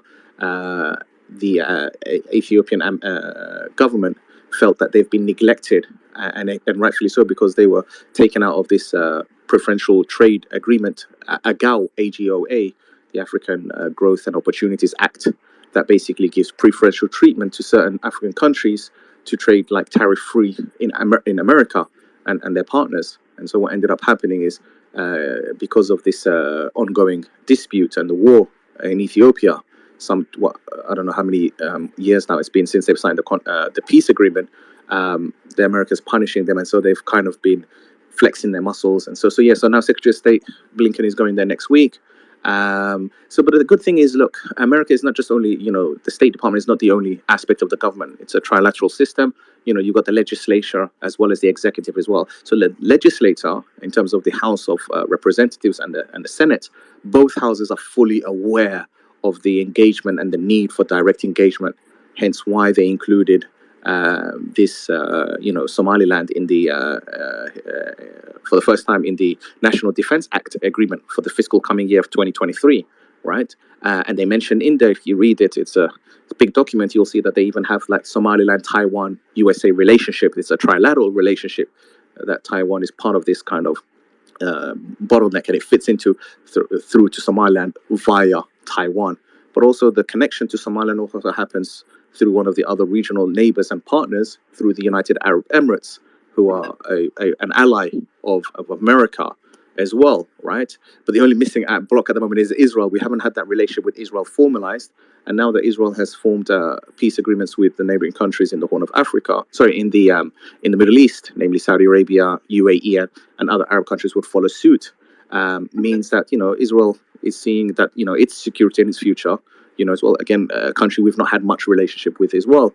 Directly, I'm talking about, although indirectly we've had relationship. But yeah, so the U.S. State Department, the U.S. Houses, both houses of legislature have voted in favor of this Defense Act. They also got an act at the table. Christopher, representative, I think he's a senator, Christopher Van Halen of Maryland. He's putting on the table the Somaliland Partnership Act, and that's going through some revisions at the moment. The chairman of the Senate Foreign Affairs Committee, Representative McCall, representative from Texas, has been advocating a lot, given that he is the chair of the Senate Foreign Affairs Committee, for direct engagement and relationship to Somalia. So things are kind of slow. So even this Defense Act that Somaliland was part of, the U.S., the State Department didn't have a choice, because this was recommendation that came from the Department of Defense and Pentagon, and so there was no choice. So once the agreement was made and it was voted in both houses, it was put into law. So there are people working against the U.S. interest. Namely, we have a Somali from Somalia, Minnesotan Congresswoman Ilhan Omar, who has been advocating against Somaliland and advocating against U.S. national interests, which is a problem. In fact, when the Defense Act was being signed into law in December 2022, on the day that it was voted into law, it was on President Biden's desk. She flew on that day to Somalia to basically to kind of say, listen, guys, the game is up. This whole Somali thing, you need to stop it or come up with some new thing. And it was shortly after her visit did we have all this mess that happened with Somalia, this direct incursion of Somali soldiers and whatever into Somaliland in the eastern part of the country, and created this chaos that Somaliland has never had for 30 years as well. So yeah, the people in the U.S. Department, in terms of the legislature, the Department of Defense, Pentagon, U.S. African Command, the Combined Joint Task Force in the Horn of Africa and Djibouti, they all know the strategicness and the importance of Somaliland. The question is not the strategicness of the point. The question is matter of not if, but when will Somaliland be recognized, right? And so Thibaut Nagy, former U.S. ambassador to Ethiopia, and said that, listen, Somaliland needs to be recognized ASAP, and he was a former ambassador to Ethiopia and the Horn of Africa, and a friend of Somaliland, Thibaut Nagy, out of Texas as well. So yeah, there are a lot of people doing good work. AEI, the think tank, is well aware. They publish a lot of publications and reports on this. The Rockefeller Institute, the Heritage Foundation, like some of the top institutes and think tanks in America are really pressuring State Department through their articles and their reports by their analysts on a whole multitude of events. So the question is not when will Somaliland, if Somaliland will get the recognition, but just when, and that's more of a political will rather than anything legally outstanding. But there are friends of Somaliland, as in the Senate and the Republicans. And so the good news is, ever since, by the way, Congresswoman Ilhan Omar returned back to the U.S. at the beginning of the year, she was removed, by the way, from the subcommittee of the African Foreign Affairs Committee, and she used to sit on the East African subcommittee part of that department as well. And so she was a huge risk to us as well, and a problem for Somaliland. And she was constantly advocating against Somaliland and things of that nature. And there are Somalis at the moment and Somalians that live in America, whether they're congresswomen or these groups that they have, advocacy groups that think that they can change America's opinion. They don't understand that once America makes a decision, or any superpower, it's in their interest to go ahead with it, right? This is not something to do with Somaliland. In fact, a lot of what's happening with Somaliland and in recent 2, 3, 4 years is purely not serendipity, but purely as a function of just the changing world order and the geopolitics of the region and the wider world as well. It's not something that we have been doing work in the background. Our governments, successive governments have had work, and we've had engagements with the African Union and the UN in the 90s and the 2000s as well. So it's recently though, a lot of things has been moving and accelerated really faster purely, as I said, as a function of just the changing landscape of the international arena and what's going on, specifically in the last couple of years. So the question is now, the Americans need to engage better. I mean, the Department of Defense already have made their recommendations. The houses are voting, and they know what they're doing. So it's just a matter of when. But now with this incursion on Somalia, by Somalia, on Somaliland soil, with their soldiers and their Al-Shabaab, and ISIS and all these people that have just flooded into the eastern part of the network, creating this kind of, feeding off this kind of, whatever, there's internal problems in every country. No country is perfect, right? And trying to exacerbate situation to purely undermine Somaliland's sovereignty and legal status. That's all it's really about. Because the question could be asked, why hasn't this issue ever happened to Somaliland's history in its last 31 years? Yeah, Somaliland's had internal disputes internally in its country and things like that, but it's always resolved these issues, even in the last 30 years. Why have we got this thing rather profound, like the month after the National Defense Act was signed in the United States, and all the stuff that was coming as well? So things are kind of moving super fast in the Middle East. And you're right, Iran is going to be attacked at the moment by Israel. With the way that Iran is developing this enrichment uranium, to like 84%. That's not something Israel doesn't just wait and say, "Oh, you get to 100%," and then no, Israel is going to take a preemptive strike like they did in 81 against Saddam during the Iraq War. It attacked several facilities as well. So Israel is not used to this, and so a lot of the problems that's coming as a result today, by the way, for Somaliland, really is as a result of it trying to be friendly with its neighbors in this volatile region and not intermingle. And if it was, my choice, like just my personal opinion, Somaliland should have been a bit more aggressive, given that Somalia, for many years, even prior to this year, for many years and decades, has been kind of incursion and just threatening Somaliland, and through its politics and through its rhetoric. And Somaliland, what it should have done is done what Kenya has done in the border, in the southern part of the country, and Kismayo, and created a buffer zone in the border. And so they have their soldiers there. So what Somalia should have done is created a buffer zone in the northern part of Somalia to kind of secure it against there. And then maybe the international community would have taken note. But anyways, we're past that now. The situation is where we are. There is a conflict. The US understands the nature of it. To what extent, how fast they acted, only time will tell. But yeah, this conflict has even disrupted this US.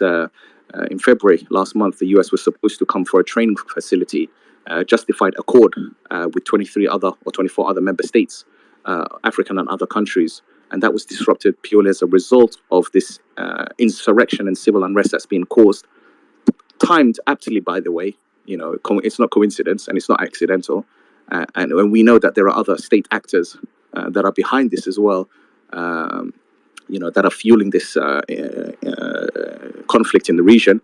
And the intentions are clear. It's obvious that they want to kind of bring Somaliland to its knees and subjugate it, and to kind of fall in line with like a domino effect, like the rest of the neighboring countries.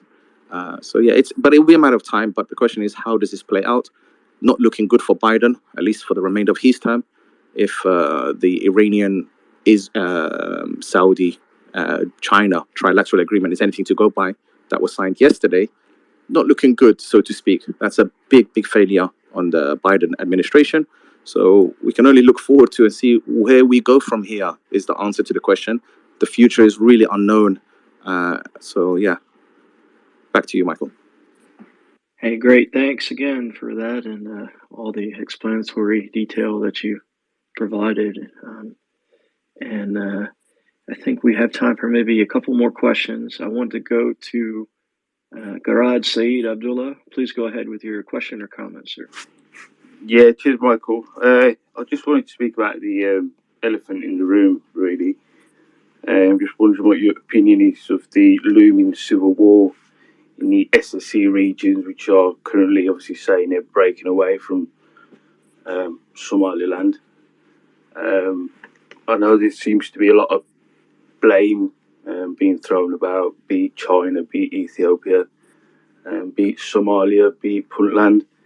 But when are the political elite in Somaliland going to take responsibility and realise Somaliland was based on a social contract between different clans? We can all see this is disintegrated heavily quite recently. I'm not sure how that can be rectified without sort of people getting in between. Another thing is, what do you think about Somaliland targeting innocent civilians in infrastructure like mosques and hospitals? Quite recently, they targeted the water facility in Lasanod. And how does that ultimately impact its quest for recognition, or is that not even on the table at this point? That's not actually true, Grad. That's absolutely false accusation, and there is no evidence that Somaliland killed civilians, and that's absolutely pure propaganda to the highest level. Somaliland military was told not to attack anyone. They have been told to stay their barricades. They were under attack since the beginning. So, and to say Somaliland killed civilians is really false allegation, and there is no proof of that at all. That's the war was instigated by the Al Shabaab, SSC militant groups who are actually trying to destroy and destabilize the only democratic country in the Horn of Africa, which is Somaliland.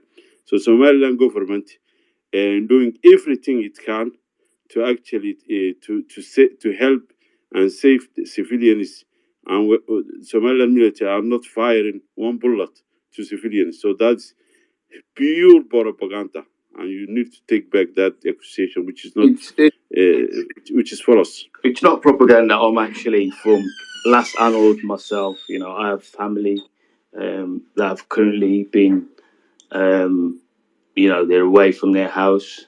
I have family members that died. I have family. Garad, I apologize. I don't want to go back and forth with you. The topic for today, we're talking about the geopolitics of Somalia. We're not talking about the crisis. But anyways, as geopolitics already mentioned... Yeah, I was just wondering how that relates to the future of the region. I'll get to that. I will get to that. I'll answer that for you. So just be patient with me. Okay, thank you. Yeah, all right. So first of all, as geopolitics rightfully said, there is no evidence for that. So this whole situation with the incursions and the civil unrest that's been caused, Michael, as I told you, we are facing from Somalia. We've got Somalian soldiers on the ground. We've got their evidence. We've got their rank. We've got their details. They're under investigation. And what's happened is there is a active campaign of misinformation and disinformation being taken place. There's this claim of like a genocide taking place, and there's no evidence for that. None of this is there, but there are people claiming, if anything, the genocide that has taken place is being claimed by people who have committed genocide. You know, we had one young gentleman here who I'm guessing his parents or grandparents kind of told him this kind of stuff. So again, I'm not going to be talking about Las Anod. There's something else that we can talk about. There are other spaces. So please, let's focus on the topic. We are talking about geopolitics, Somaliland, the Horn of Africa. No, that's fine. If it's an echo chamber, that's fine. But I'm actually from that region. If you wanted a different opinion, I could maybe shed some light on certain things that you didn't know. That's fine, Garad. I'm the one that's been interviewed here. I don't need your opinion, with all due respect, fine. but thank you Carry for on. that. I'll give it back to Michael. So we are focusing on geopolitics, Somaliland, the Horn of Africa. We've discussed the sovereignty and things of that nature, but that's not something that we I just want to say to the Grad, I am also from Seoul region, so we are actually talking the same country. So don't think we know what we are talking about. I am from Seoul region, which is Las Anod, where you say is actually part of that region, which is called Seoul. So we are from there as well. Thank you. Thank you, geopolitics. Back to you, Michael. Yeah, thanks everybody. And just so thanks for your question, Garan. Let's use less of the laughing emojis, guys. I do want to have civil discourse again. So one side might have an opinion. It might not be correct. It might be correct, but I don't want to have this blow up into something that it's not warranted. So again, let's just have engagement on a civil discussion here. And thanks, Garad, for your question. Again, if you have another question, I'd be happy to take it. But the next speaker I had was Mustafa Ahmed, and then after him I have Ina Adiyar. So go ahead, Mustafa Ahmed, with your question, sir, or comment. Hey, how are you? It's the question I have is based on economic. Um, a while ago, I remember there was a ship stuck on the Red Sea, and it cost the U.S. economy $9 billion a day.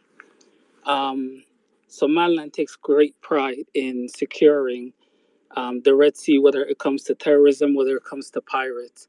Um, I don't think the U.S. economy realizes how much effect or direct effect it has on their goods. Everything that comes from China comes through the Red Sea, comes through right in our ports. And if one ship that gets stuck there costs the U.S. economy, especially nowadays with the inflation, right? Because I mean, I live in North America, so I'm in tune to what's going on and how it's a pinch on families that are, the middle class families and, the economical families that are coming up.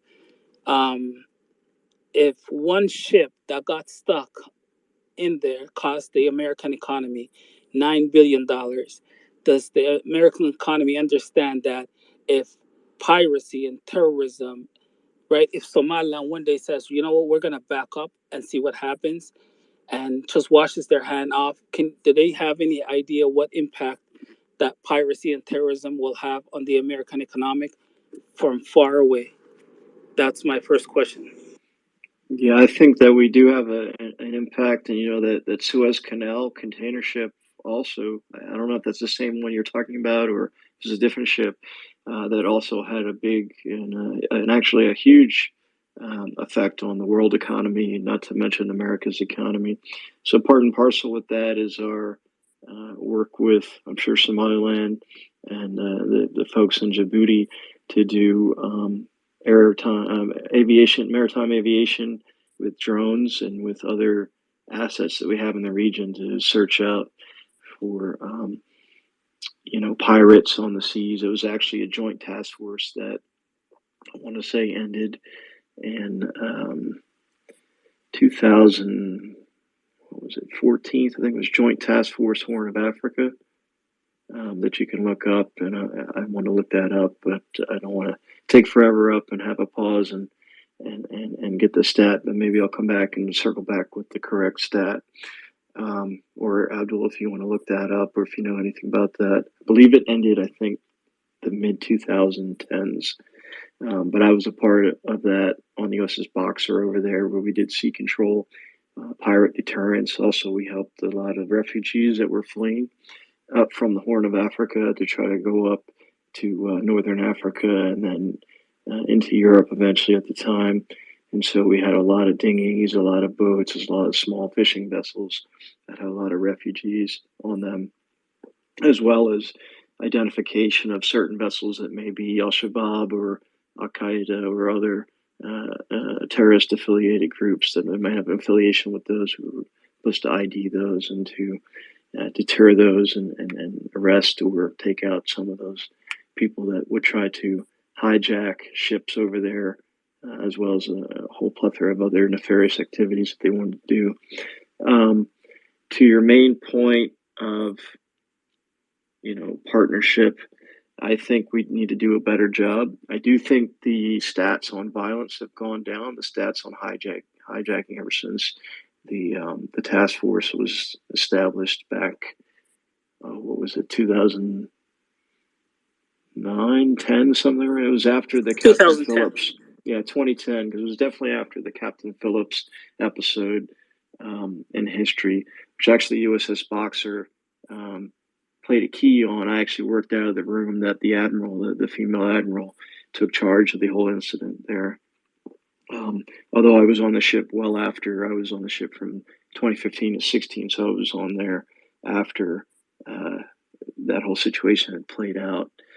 And I believe the hijacking is dropped 90%. Not quite sure the stat, but it was between 80 and 90% since that task force was formed. And China actually was a part of that task force, and they actually used it to their advantage to create their base over, I think, not even 10 miles from Leminier.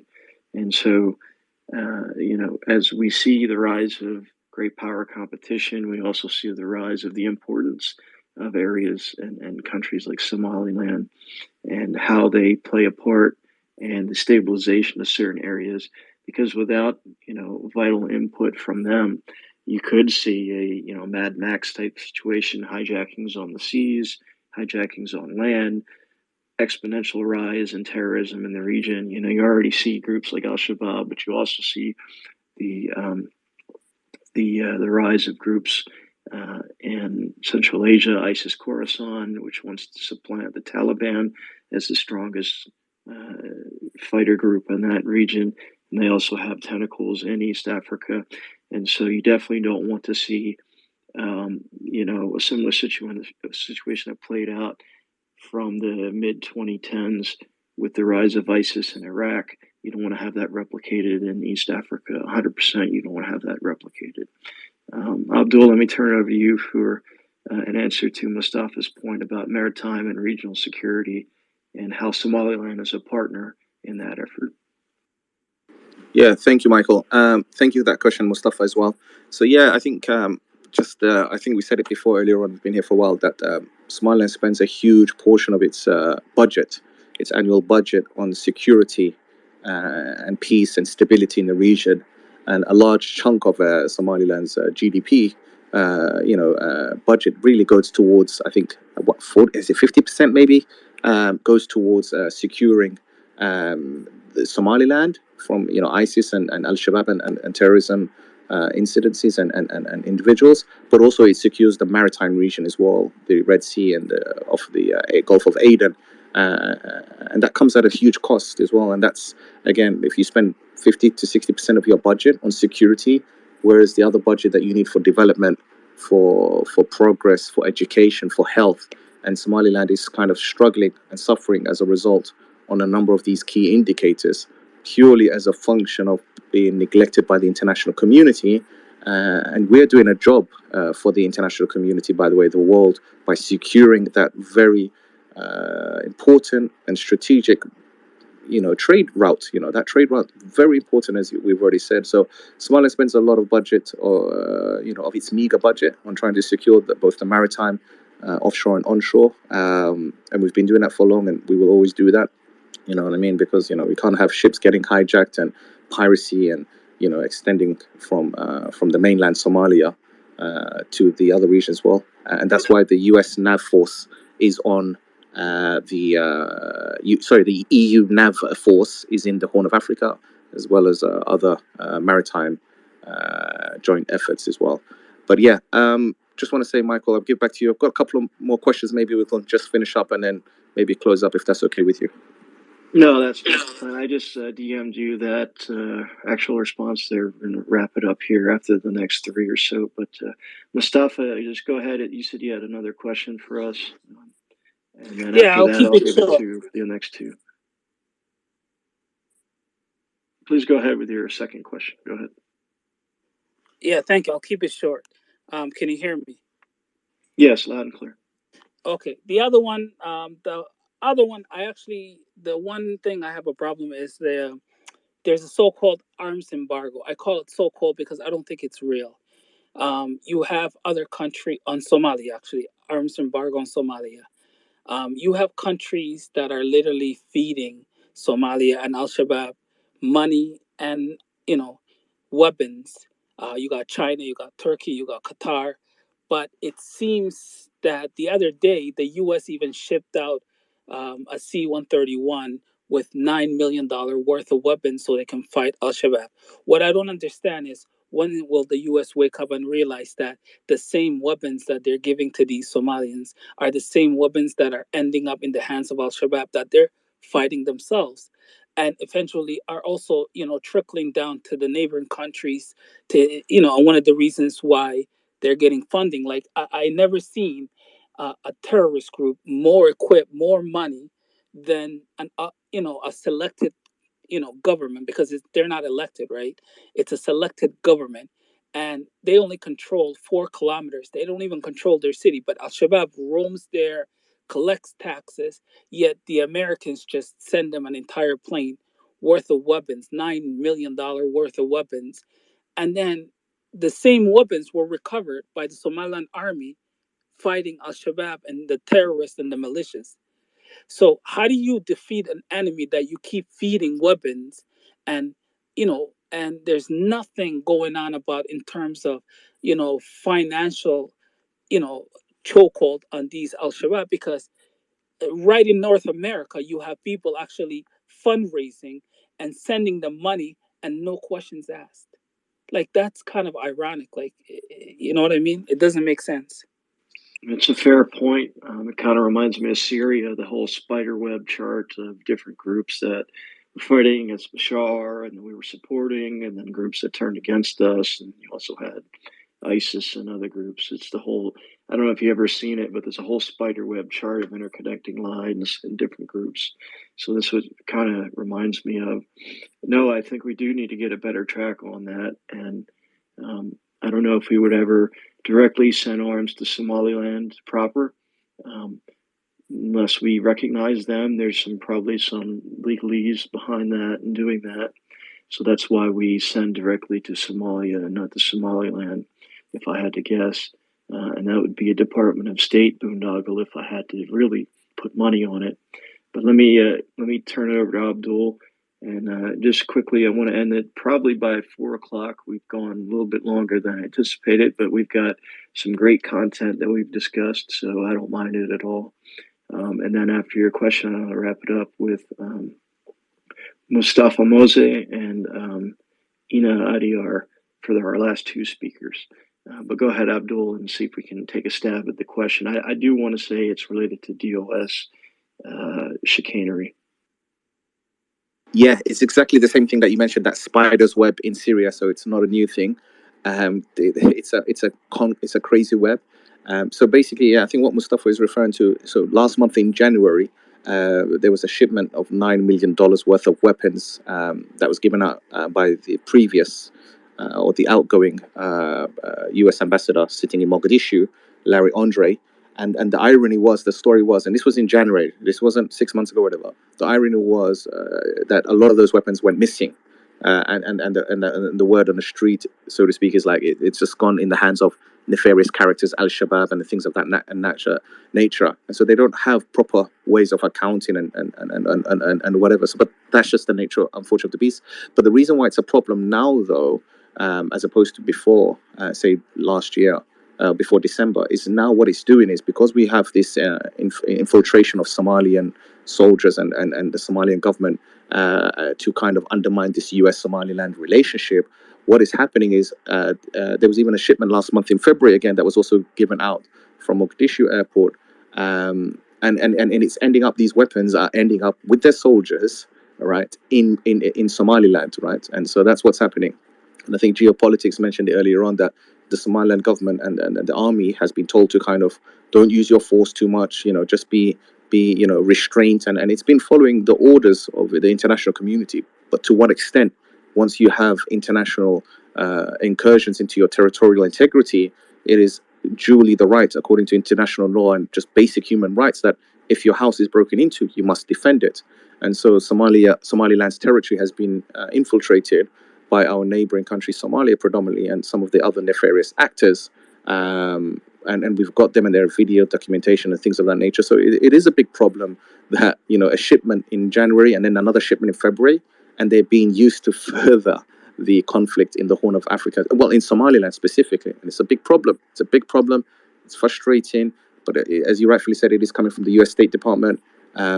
Because Somaliland's not recognized, it has to work directly. I think they've got this ambassador through Mogadishu, but the current ambassador, this Larry Andre, the outgoing ambassador in Mogadishu, is not been really good for US interests. He's really been undermining Somaliland US interests and US interests as well, and really been like playing to Somalia side and things of that nature. So he hasn't been an honest broker, and that's why he's kind of been like reports are out now that he's retired. I think he said that's the reports, and they've brought in a new guy called Tim Trenkor, who is a very seasoned diplomat. He looks like he's done tours in Africa and Asia, but also he was based in Soccer. What's the name? Is it Soccercom in Germany? Not the US, the African command. There's a command, US command in Germany. Stuttgart, Germany. That's the one, Stuttgart. Yeah, there's a U.S. command based there in Stuttgart. He was based there for a while, worked in the U.S. Department, assistant under the Bureau of African Affairs in the U.S. State Department as well. And now he's coming to kind of, so he looks like he's a more trained diplomat, and he would be able to deal with this Somalia issue as needs be, as opposed to his predecessor Larry Andre. But yeah, so it's problematic because a lot of the weapons, and not only that, we're also dealing with the illegal smuggling of weapons that is coming in from Iran through Yemen into the Bosaso port, right? The U.S. Treasury just recently, last year, at the end of last year, named the 10 individuals, by name and their tribe and their sub-tribe, and it's on the U.S. State Department Treasury website, that are responsible, these 10 individuals or dozens of individuals, that are responsible for the funneling of illegal weapons and counterfeit goods into Somalia. And that's a problem because while Somalia is under a UN arms embargo, it's still getting weapons from Iran through Yemen, all right, into Bosaso, northern Somalia. And according to the UN reports, that is where the epicenter is of terrorism and financing and illegal weapon smuggling. It's happening from there, and it's ending up, some of those weapons, not only today in Somaliland, but it's also ending up in Ethiopia and fueling the conflict with the Amharas and the Oromia that is taking place, and also between the Tigrais as well. So it's problematic. It's fueling the conflict with the Al-Shabaab in Kenya as well. So it's a big problem for us, but it is what it is. But yeah, this US needs to get a grasp of the situation. And once Somaliland is politically and legally severed from this kind of political mess, and already the precedent has been made, given that Ethiopia has recognized informally Somaliland by upgrading its representative in Hargeisa, capital city of Somaliland, to a full-fledged ambassador status, and vice versa, we've done the same, means that, the Americans are not going to be doing anything new, or the Israelis or the British now, because that's all they ever said. At least the British said, well, if somebody recognizes you, one of your neighbors or your localities, and whatever, then we'll be happy. You know what I mean? And so the precedent's already been there. And so to minimize this spread of this conflict and this kind of instability in the region, recognition of Somaliland, it will be a prime pillar to kind of like reduce this problem, because then you will have a territorial integrity. Its borders will be, the borders are defined. It's the same borders, as I said to you, in 1960 that we have today, right? 26th of June 1960. It's the same borders. And so what it will say is that, but even without recognition, Somaliland has the right, according to international law and Geneva Conventions and human rights law, to defend itself against actors, foreign actors, and non foreign state actors as well. It has the right. It's responsible for itself, for the peace and the stability of its people and its safety, and that's something that will be dealt with. But unfortunately, we are in a very unstable part of the world, so things are going to get a bit more messy before they get any better. But for sure, Somaliland has been good. So let's move on to the next questions. Michael, back to you. Okay, thanks for that. And the next question is for Mustafa Mose, or Mustafa Mose. I'm not sure how you pronounce the last part. And but I do take in mind, everybody, I do have to end this at 4. What I am thinking of doing is later on this week, because I have a week off for my current job. I work at a military academy, and I have the cadets on leave this week. I might want to do a part 2. I'd like to do a part 2 if you didn't get your question answered today. And Abdul is just a wealth of knowledge that I've had previous guests on to speak on their topics of expertise.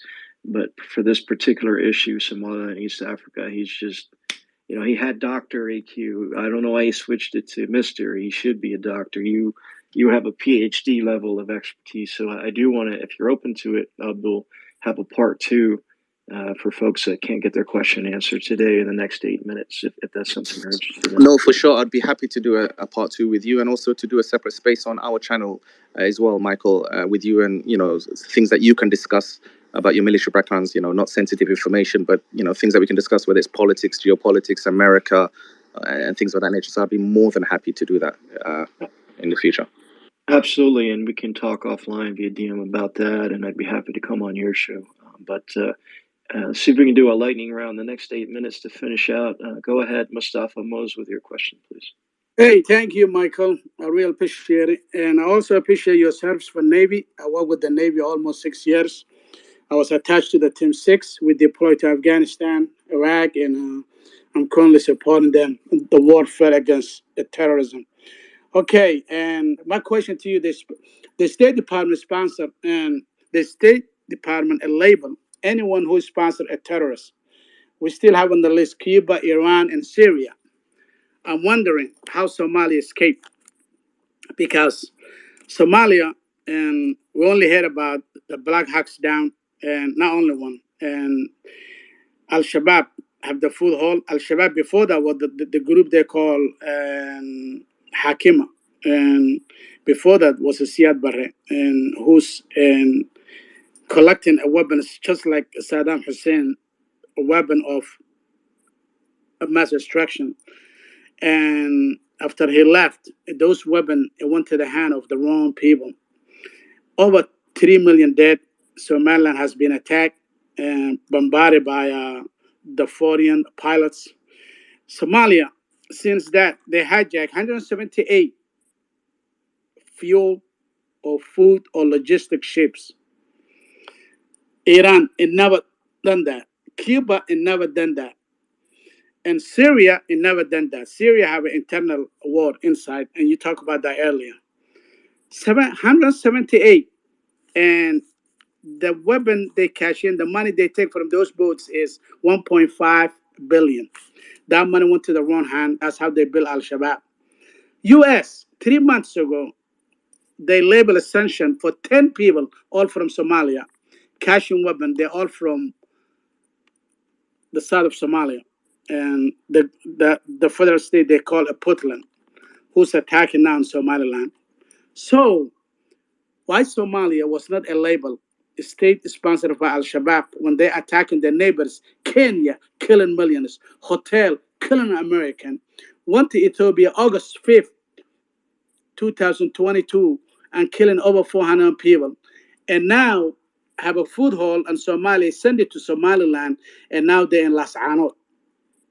What's going on in the United States?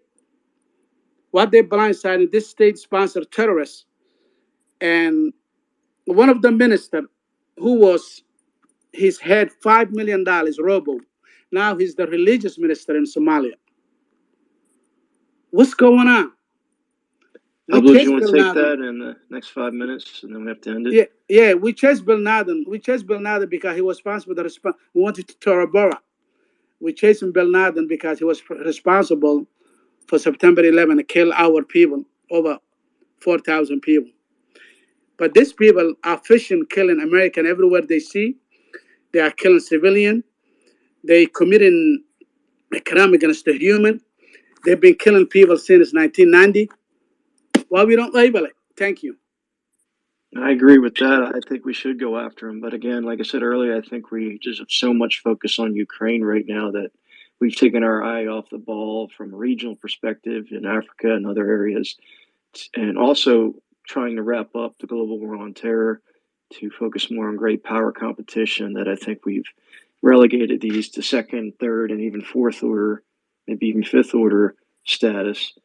Abdul, since you have probably a lot more knowledge about the particular incidences about the hotels and other things, that can you take this, and then we have to end it in the next 4 minutes? Yeah, no, I haven't got much to say on that, to be fair. Yeah, it's a worthy question by Mustafa. Thank you, Mustafa, for that. Why is not Somalia not on this list? It should be on this list, and it's a very pertinent question, given that Somalia has been on, since 91, a UN arms embargo. Somalia is not allowed to bring weapons and whatever of any sort.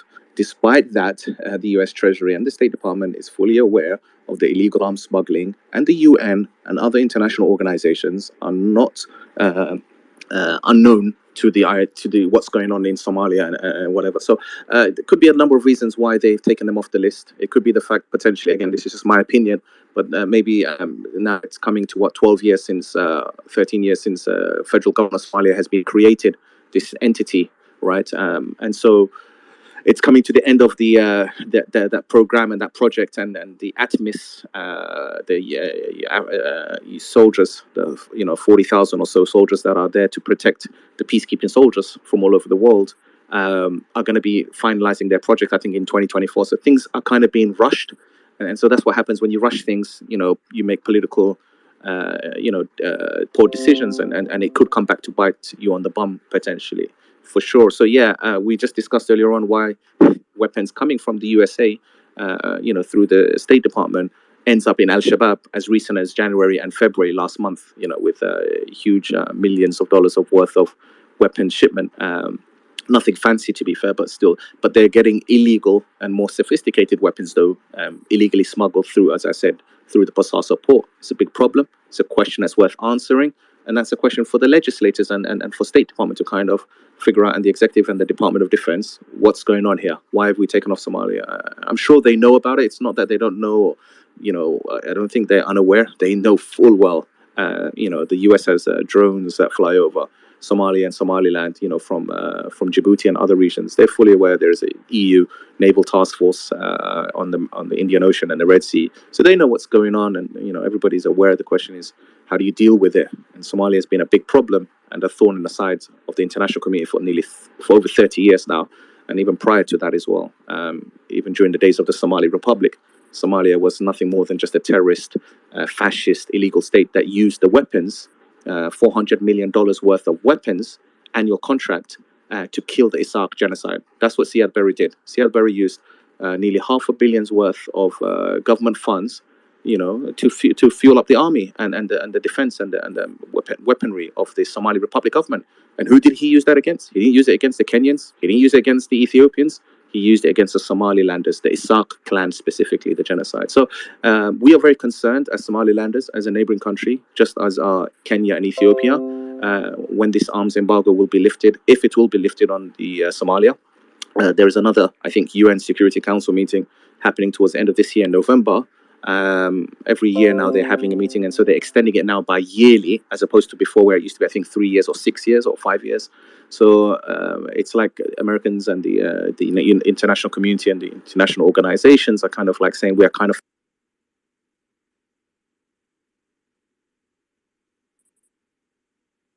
timed out. Sorry. I think you're.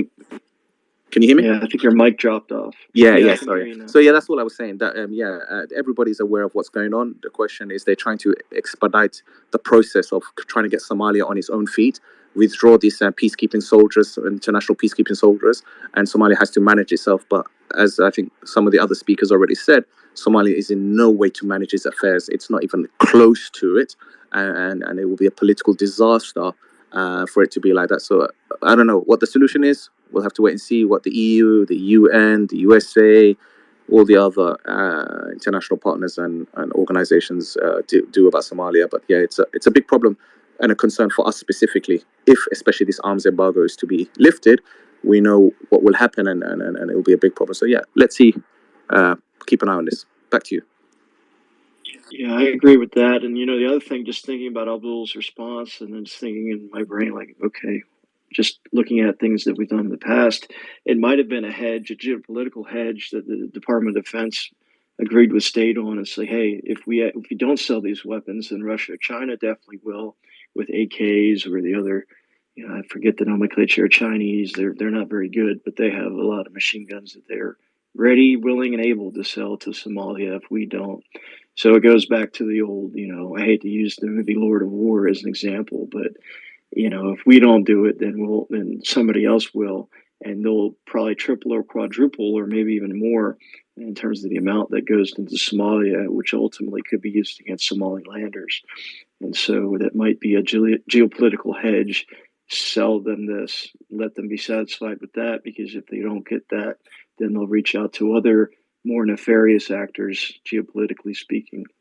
But with that said, I need to end my show. But what I want to do, and I haven't really done this, I did it before with a show on Transnistria, which is a very pressing thing, because that might also play into effect this year with this relations with Moldova and Romania and others, particularly as it relates to the Ukraine war. But I did a two-parter there. I like to do a two-parter for this. Again, if you're okay with it, please like my channel on YouTube. Subscribe to that. It's at Flashpoint Geopolitics, and it's linked on my Twitter account. Go ahead and follow me on Twitter.